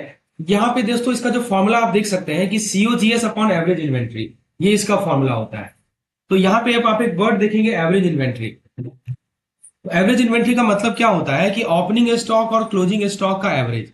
तो आप क्या कीजिए कि एवरेज इन्वेंट्री निकालना है ना, तो ओपनिंग स्टॉक ले लीजिए, क्लोजिंग स्टॉक ले लीजिए, उसको 2 से डिवाइड कर दीजिए, या मंथली एवरेज जैसा आप निकालना चाहें, ठीक है। तो इस प्रकार से हम लोग एवरेज इन्वेंट्री निकालेंगे। अब मान लीजिए कि रेशियो ज्यादा है, इसका क्या मतलब हुआ, इसका मतलब कि इन्वेंट्री आपकी फास्ट बिक रही है, मतलब कि आपका सेल बहुत एफिशिएंट है। और यदि ये रेशियो कम है, इसका मतलब कि आपने ओवर स्टॉक कर रखा है, और जो कि पैसा को ब्लॉक करता है, और इसीलिए इसको कहा जाता है ग्रेवयार्ड ऑफ बैलेंस शीट, समझे, ये वर्ड याद रखिएगा। तो कब होता है ये कि जब स्टॉक बहुत ज्यादा जाम हो जाता है, जम जाता है, तो उसको ग्रेवयार्ड कहा जाता है। तो देखिए एक सवाल तो याद रखिएगा दोस्तों, ये आपकी एफिशिएंसी को दिखाता है, समझे, कि आप इन्वेंट्री मैनेजमेंट में कितना एफिशिएंट है। लो रेशियो मतलब लिक्विडिटी बहुत पुअर है, ठीक है, और डिटोरेशन के कारण लॉसेस हो सकते हैं। हाई रेशियो मतलब ब्रिस्क सेल है, समझे, ये सब वर्ड को याद रखेंगे। जैसे एक सवाल है, COGS दे रखा है 6 लाख का, एवरेज इन्वेंट्री दे रखा है 1,20,000 का, आपसे पूछा है स्टॉक टर्नओवर रेशियो बताएं, तो क्या करेंगे, 6 लाख अपॉन 1.2 लाख, यानी 5 टाइम्स हो जाएगा हमारा, समझे, स्टॉक टर्नओवर रेशियो। तो फॉर्मूला याद रखेंगे, COGS upon average inventory. High ratio मतलब एफिशिएंट सेल, लो रेशियो मतलब ओवर स्टॉकिंग, इसका दूसरा नाम है हमारा इन्वेंट्री टर्नओवर रेशियो, याद रहेगा ये चीज। चलिए अब बात करते हैं हम लोग डेटा टर्नओवर रेशियो की। दोस्तों यहाँ पे इसका फॉर्मूला होता है credit sale upon average account receivable.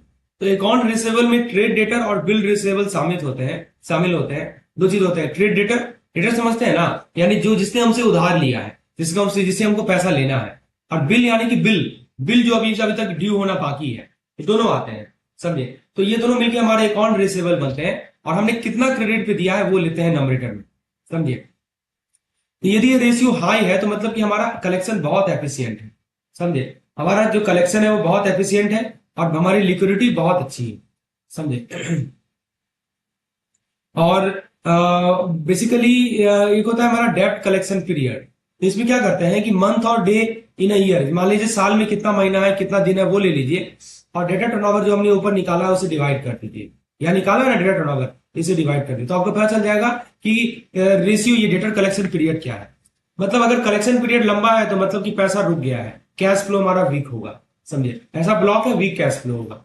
जैसे यहाँ पे देखिए एक क्वेश्चन है कि इन्होंने क्रेडिट सेल दे रखा है 12 लाख का, डेटर दे रखा है 2 लाख का, तो एवरेज डेटर दिया हुआ है, तो डेट टर्नओवर से बताना है, तो 12 को 2 से डिवाइड कर दिया, यानी 6 है। 6 का मतलब क्या हुआ कि स्ट्रॉन्ग रिकवरी परफॉर्मेंस दिखा रहा है, समझिए। तो दोस्तों याद रखिएगा कि डेटा टर्नओवर का जो फॉर्मूला होता है वो होता है credit sale upon average debtor. High ratio मतलब कि प्रॉम्प्ट कलेक्शन है। डेब्ट कलेक्शन पीरियड को 12 मंथ, मान लीजिए महीने में ले रहे हैं तो 12 मंथ को जो टर्नओवर है उससे डिवाइड कर दीजिए। यदि डेब्ट कलेक्शन पीरियड लो रेशियो आ रहा है तो आपकी रिकवरी इनसफिशिएंट है, इनएफिशिएंट है। इसका टाइप होता है, ये लिक्विडिटी को मेजर करता है। चलिए याद रहेगा। अब दोस्तों बात कर लेते हैं हम लोग फ्रंट एंड इंटरेस्ट की। देखिए बेसिकली देखिए दोस्तों, फ्रंट एंड इंटरेस्ट का मतलब होता है इंटरेस्ट डिडक्शन पहले ही होता है जब बॉरोवर लोन लेता है, समझे, यही होता है फ्रंट एंड इंटरेस्ट, मतलब इंटरेस्ट डिडक्शन पहले ही हो जाएगा बिफोर डिसबर्समेंट, इसी को बोलते हैं हम लोग फ्रंट एंड इंटरेस्ट, राइट। इस केस में बॉरोवर कम फंड मिलता है, लेकिन यूज फुल इंटरेस्ट पेमेंट उसे फुल इंटरेस्ट पेमेंट करनी पड़ती है। तो ये क्या होता है कि फ्रंट एंड इंटरेस्ट में क्या होता है कि इंटरेस्ट डिडक्शन पहले ही हो जाता है जब जैसे ही बॉरोवर ने लोन लिया, सारा इंटरेस्ट पहले डिडक्ट हो गया, ठीक है। तो बॉरोवर को कम फंड मिलता है, और लेकिन उसको फुल इंटरेस्ट पेमेंट करनी पड़ती है। जैसे बिल डिस्काउंटिंग, जिसमें इंटरेस्ट अपफ्रंट डिडक्ट हो जाता है, इसका बेस्ट एग्जांपल है। एक होता है बैक एंड इंटरेस्ट, मतलब पूरा लोन डिसबर्स होने के बाद इंटरेस्ट कैलकुलेट होता है, जैसे टर्म लोन, जिसमें इंटरेस्ट पीरियडिकली लगता है, हर महीने, हर क्वार्टर के एंड में, समझे। अब यहाँ पे एक वर्ड है इफेक्टिव रेट। इफेक्टिव रेट का मतलब होता है फ्रंट एंड इंटरेस्ट में बॉरोवर ज्यादा इंटरेस्ट पे करते हैं क्योंकि उसे कम फंड मिलता है, लेकिन फुल इंटरेस्ट अमाउंट ही पे करनी होती है। तो दोस्तों याद रखिएगा कि फ्रंट एंड वाला जो होता है ना, उसमें इंटरेस्ट अपफ्रंट होता है, और बैक एंड में इंटरेस्ट बाद में लगता है। फ्रंट एंड इंटरेस्ट से बोरोवर की कॉस्ट ज्यादा होती है। पूछा जाएगा कि फ्रंट एंड और बैक एंड में किसमें बोरोइंग कॉस्ट ज्यादा होती है, तो फ्रंट एंड इंटरेस्ट वाले में बोरोवर की कॉस्ट ज्यादा होती है, और back and interest banking practice है जो ज्यादा लोग फॉलो करते हैं। ठीक है, तो जो दोस्तों सवाल है कि अगर मान लीजिए बोरोवर ज्यादा इंटरेस्ट पे करेगा, कब, किस केस में बोरोवर जो है ज्यादा इंटरेस्ट पे करेगा, बैक एंड में, फ्लोटिंग रेट में, फ्रंट एंड में, फिक्स रेट में। सही जवाब है इसका फ्रंट एंड में। तो दोस्तों याद रखिएगा, फ्रंट एंड में आप इंटरेस्ट को पहले डिडक्ट कर लेते हैं, इसका बेस्ट एग्जांपल है बिल डिस्काउंटिंग। बैक एंड में आप इंटरेस्ट बाद में चार्ज करते हैं, जैसे टर्म लोन। ठीक है, और इफेक्टिव रेट कॉस्ट जो होता है वो हायर होता है फ्रंट एंड में। कॉमन प्रैक्टिस जो बैंक में फॉलो होता है वो बैक एंड में होता है। चलिए दोस्तों, यदि चीजें समझ में आ रही हो तो प्लीज एक लाइक कीजिएगा, यदि कंसेप्ट आपको क्लियर हो रहा हो तो। दोस्तों अब हम बात करते हैं एन्युटी के बारे में। एन्युटी वो series of equal cash flow है जो रेगुलर इंटरवल पे होती है। अब regular interval monthly, quarterly, yearly कुछ भी हो सकता है। अब एक होता है हमारा ऑर्डिनरी एन्युटी। ऑर्डिनरी एन्युटी क्या होता है दोस्तों, जरा इसको समझिए। ऑर्डिनरी एन्युटी का मतलब होता है कि पेमेंट पीरियड के एंड में होती है। यहां लिखा है ना, पेमेंट कब होगी, एंड ऑफ द पीरियड होगी, राइट। जैसे कि बॉन्ड का कूपन पेमेंट, आपका जैसे बॉन्ड का कूपन पेमेंट होता है, कब पेमेंट होता है, पीरियड के एंड में होता है। ये हमारा ऑर्डिनरी एन्युटी का बेस्ट एग्जांपल है। दूसरा है हमारा एन्युटी ड्यू। इसमें क्या होता है कि पेमेंट पीरियड के स्टार्ट में होती है। यहाँ पे साफ साफ लिखा है एट द बिगिनिंग ऑफ इस पीरियड। ठीक है, पेमेंट कब होगी, बिगिनिंग होगी, इस पीरियड के शुरुआत में होगी, जैसे आप रेंट पे करते हैं, समझिए। तो ये एन्युटी ड्यू है। ऑर्डिनरी एन्युटी एंड में, एन्युटी ड्यू यानी कि बिगिनिंग में। अब देखिए, फ्यूचर वैल्यू किसी ऑर्डिनरी एन्युटी का यदि निकालना है तो इसमें आपका टोटल वैल्यू आता है सब पेमेंट का प्लस इंटरेस्ट जो आपने अर्न किया है। इसका फॉर्मूला है C into 1 plus i to the power n minus 1 upon i. समझे, C क्या है हमारा, कैश फ्लो है, I क्या है, इंटरेस्ट रेट है, n है हमारा नंबर ऑफ पीरियड्स। समझे, ये फॉर्मूला याद रखना है, cash flow into interest rate, number of period. ठीक है, जैसे मान लीजिए कि 1000 रुपया है पर साल, 5 साल के लिए 5% पे, तो अब भी निकालेंगे, कैसे निकालेंगे, तो कैश फ्लो कितना है जी, 1000 है, 1000 ले लीजिए, और आपका 1.05 हो जाएगा ना, 5% है तो to the power 5 minus 1 upon 0.05। समझो, यही तो फॉर्मूला है, C into 1 plus i to the power n minus 1 upon i. समझे, तो ये कितना मिल जाएगा, 5525.63। मतलब रेंट जो हर मंथ पीरियड के शुरू में पे होती है वो एन्युटी ड्यू होती है, क्योंकि पेमेंट स्टार्ट ऑफ पीरियड होता है ना। समझे बात। चलिए, तो बॉटम लाइन क्या है इस चीज का कि ordinary annuity end of period होती है, एंड ऑफ पीरियड पेमेंट होता है। एन्युटी ड्यू में बिगिनिंग ऑफ पीरियड पेमेंट होता है। जो हमारा फ्यूचर वैल्यू का जो फॉर्मूला है वो आपको उससे फ्यूचर वैल्यू जल्दी और एक्यूरेटली आपको मिल जाती है। ठीक है, डायरेक्टली फॉर्मूला याद कर लीजिए, 1 plus i to the power n minus 1 upon i into c. ठीक है, ये हमारा फ्यूचर वैल्यू का फॉर्मूला है। चलिए, याद रहेगा ये चीज, वेरी गुड। अब दोस्तों एक होता है हमारा ईएमआई। ईएमआई को थोड़ा समझिए, इसका भी फॉर्मूला होता है। तो दोस्तों ईएमआई होता है वो फिक्स्ड मंथली पेमेंट जो आप लोन के प्रिंसिपल और इंटरेस्ट दोनों के लिए देना होता है। आपको लोन का प्रिंसिपल है, लोन का इंटरेस्ट है, दोनों के लिए आपको मंथली पेमेंट देना होता है, उसको हम लोग ईएमआई बोलते हैं। और दोस्तों पता होना चाहिए आपको कि यह रिटेल लोन में होता है, housing loan, personal loan, vehicle loan etcetera. इसका जो फॉर्मूला होता है वो है P into r into 1 plus r whole to the power n divided by 1 plus r whole to the power n minus 1। समझे, P क्या है हमारा लोन अमाउंट है, R है रेट पर मंथ, N है नंबर ऑफ मंथ।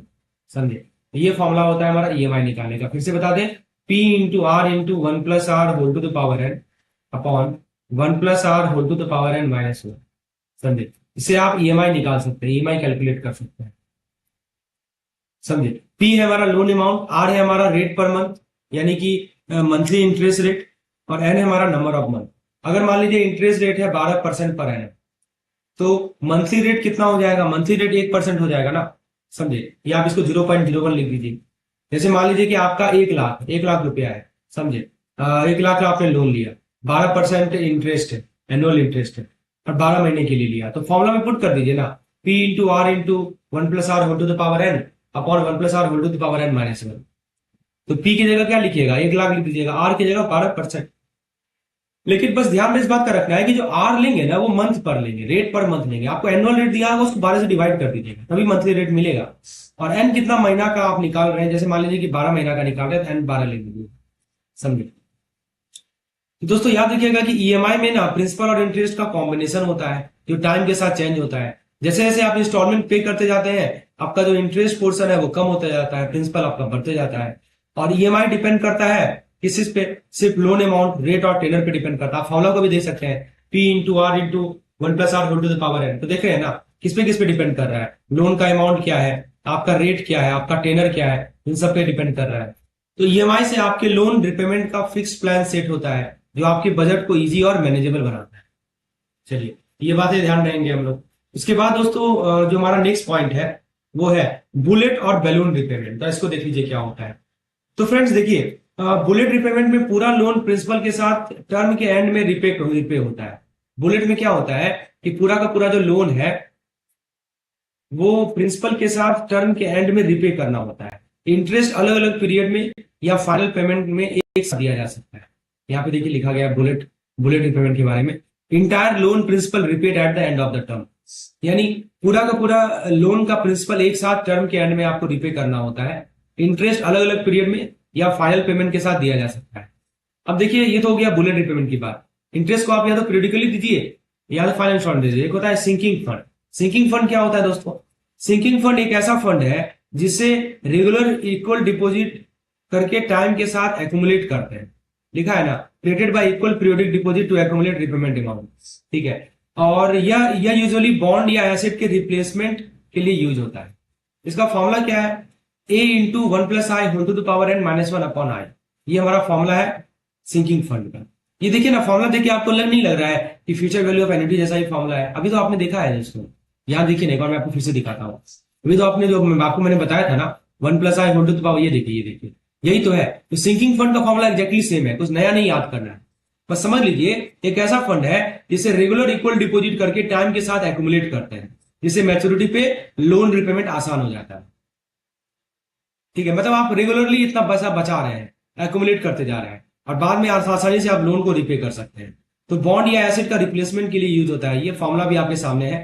ठीक है, तो आपको फ्यूचर वैल्यू निकालने पूछ सकता है। तो सिंकिंग फंड स्केड्यूल होता है, वो दिखाता है कि किस तरह डिपॉजिट बढ़ते हैं और मैच्योरिटी पे टारगेटेड अमाउंट आपको मिल जाता है। समझे? तो ये होता है हमारा सिंकिंग फंड। तो दोस्तों 2-3 फैक्ट को याद रखिएगा एग्जामिनेशन पॉइंट ऑफ व्यू से। एक होता है बुलेट रिपेमेंट, इसमें प्रिंसिपल एक लमसम में पे होता है, आपको बताया ही था। बुलेट रिपेमेंट में प्रिंसिपल जो होता है एक लमसम में आप पे करते हैं मैच्योरिटी पे। समझे? और इंटरेस्ट का क्या होता है बुलेट रिपेमेंट में? मैंने आपको बताया कि इंटरेस्ट जो है अलग अलग पीरियड में या फाइनल पेमेंट के साथ आप पे डिपेंड करता है, या तो आप अलग अलग पीरियड में दीजिए या फाइनल में दे दीजिए। सिंकिंग फंड ये इंश्योर करता है कि फंड अवेलेबल रहे, कैश फ्लो बर्डन को रिड्यूस करता है। इसके अंदर आपका एन्युटी का कंसेप्ट आता है, पता होगा आपको। फॉर्मूला पूछा जा सकता है कि इस फॉर्मूले के माध्यम से क्या कैलकुलेट करते हैं, तो हम लोग future value of annuity calculate करते हैं। ठीक है, तो बुलेट रिपेमेंट मतलब कि one time principal payment. Sinking fund मतलब कि पीरियोडिक एक्यूमुलेशन। फॉर्मूला क्या है सिंकिंग फंड का? ये फॉर्मूला है। पर्पस क्या है? डेब्ट रिपेमेंट या एसेट रिप्लेसमेंट। और स्केड्यूल क्या है हमारा? Deposit accumulation table. कभी कभी क्या होता है ना कि आपको पता ही है कि आपने मान लीजिए कोई एसेट खरीद लिया, वो कॉन्स्टेंटली डेप्रिसिएट करेगा। तो आप क्या करते हैं कि आप कुछ पैसा फंड जमा कर दे जाते हैं। जब वो एसेट पूरा डेप्रिसिएट कर जाएगा तब आपके पास एक एक्यूमुलेटेड फंड रहेगा कि आप नया एसेट को वापस खरीद सके। इसी को बोलते हैं एसेट रिप्लेसमेंट। तो वहां पे सिंकिंग फंड का काम होता है। तो दोस्तों पार्ट 3 को हम यही समाप्त करते हैं। हमारा सीरीज जारी रहेगा, पार्ट 4 पार्ट 5 और भी सेशन में लाऊंगा। साथ कंप्लीट एएफएम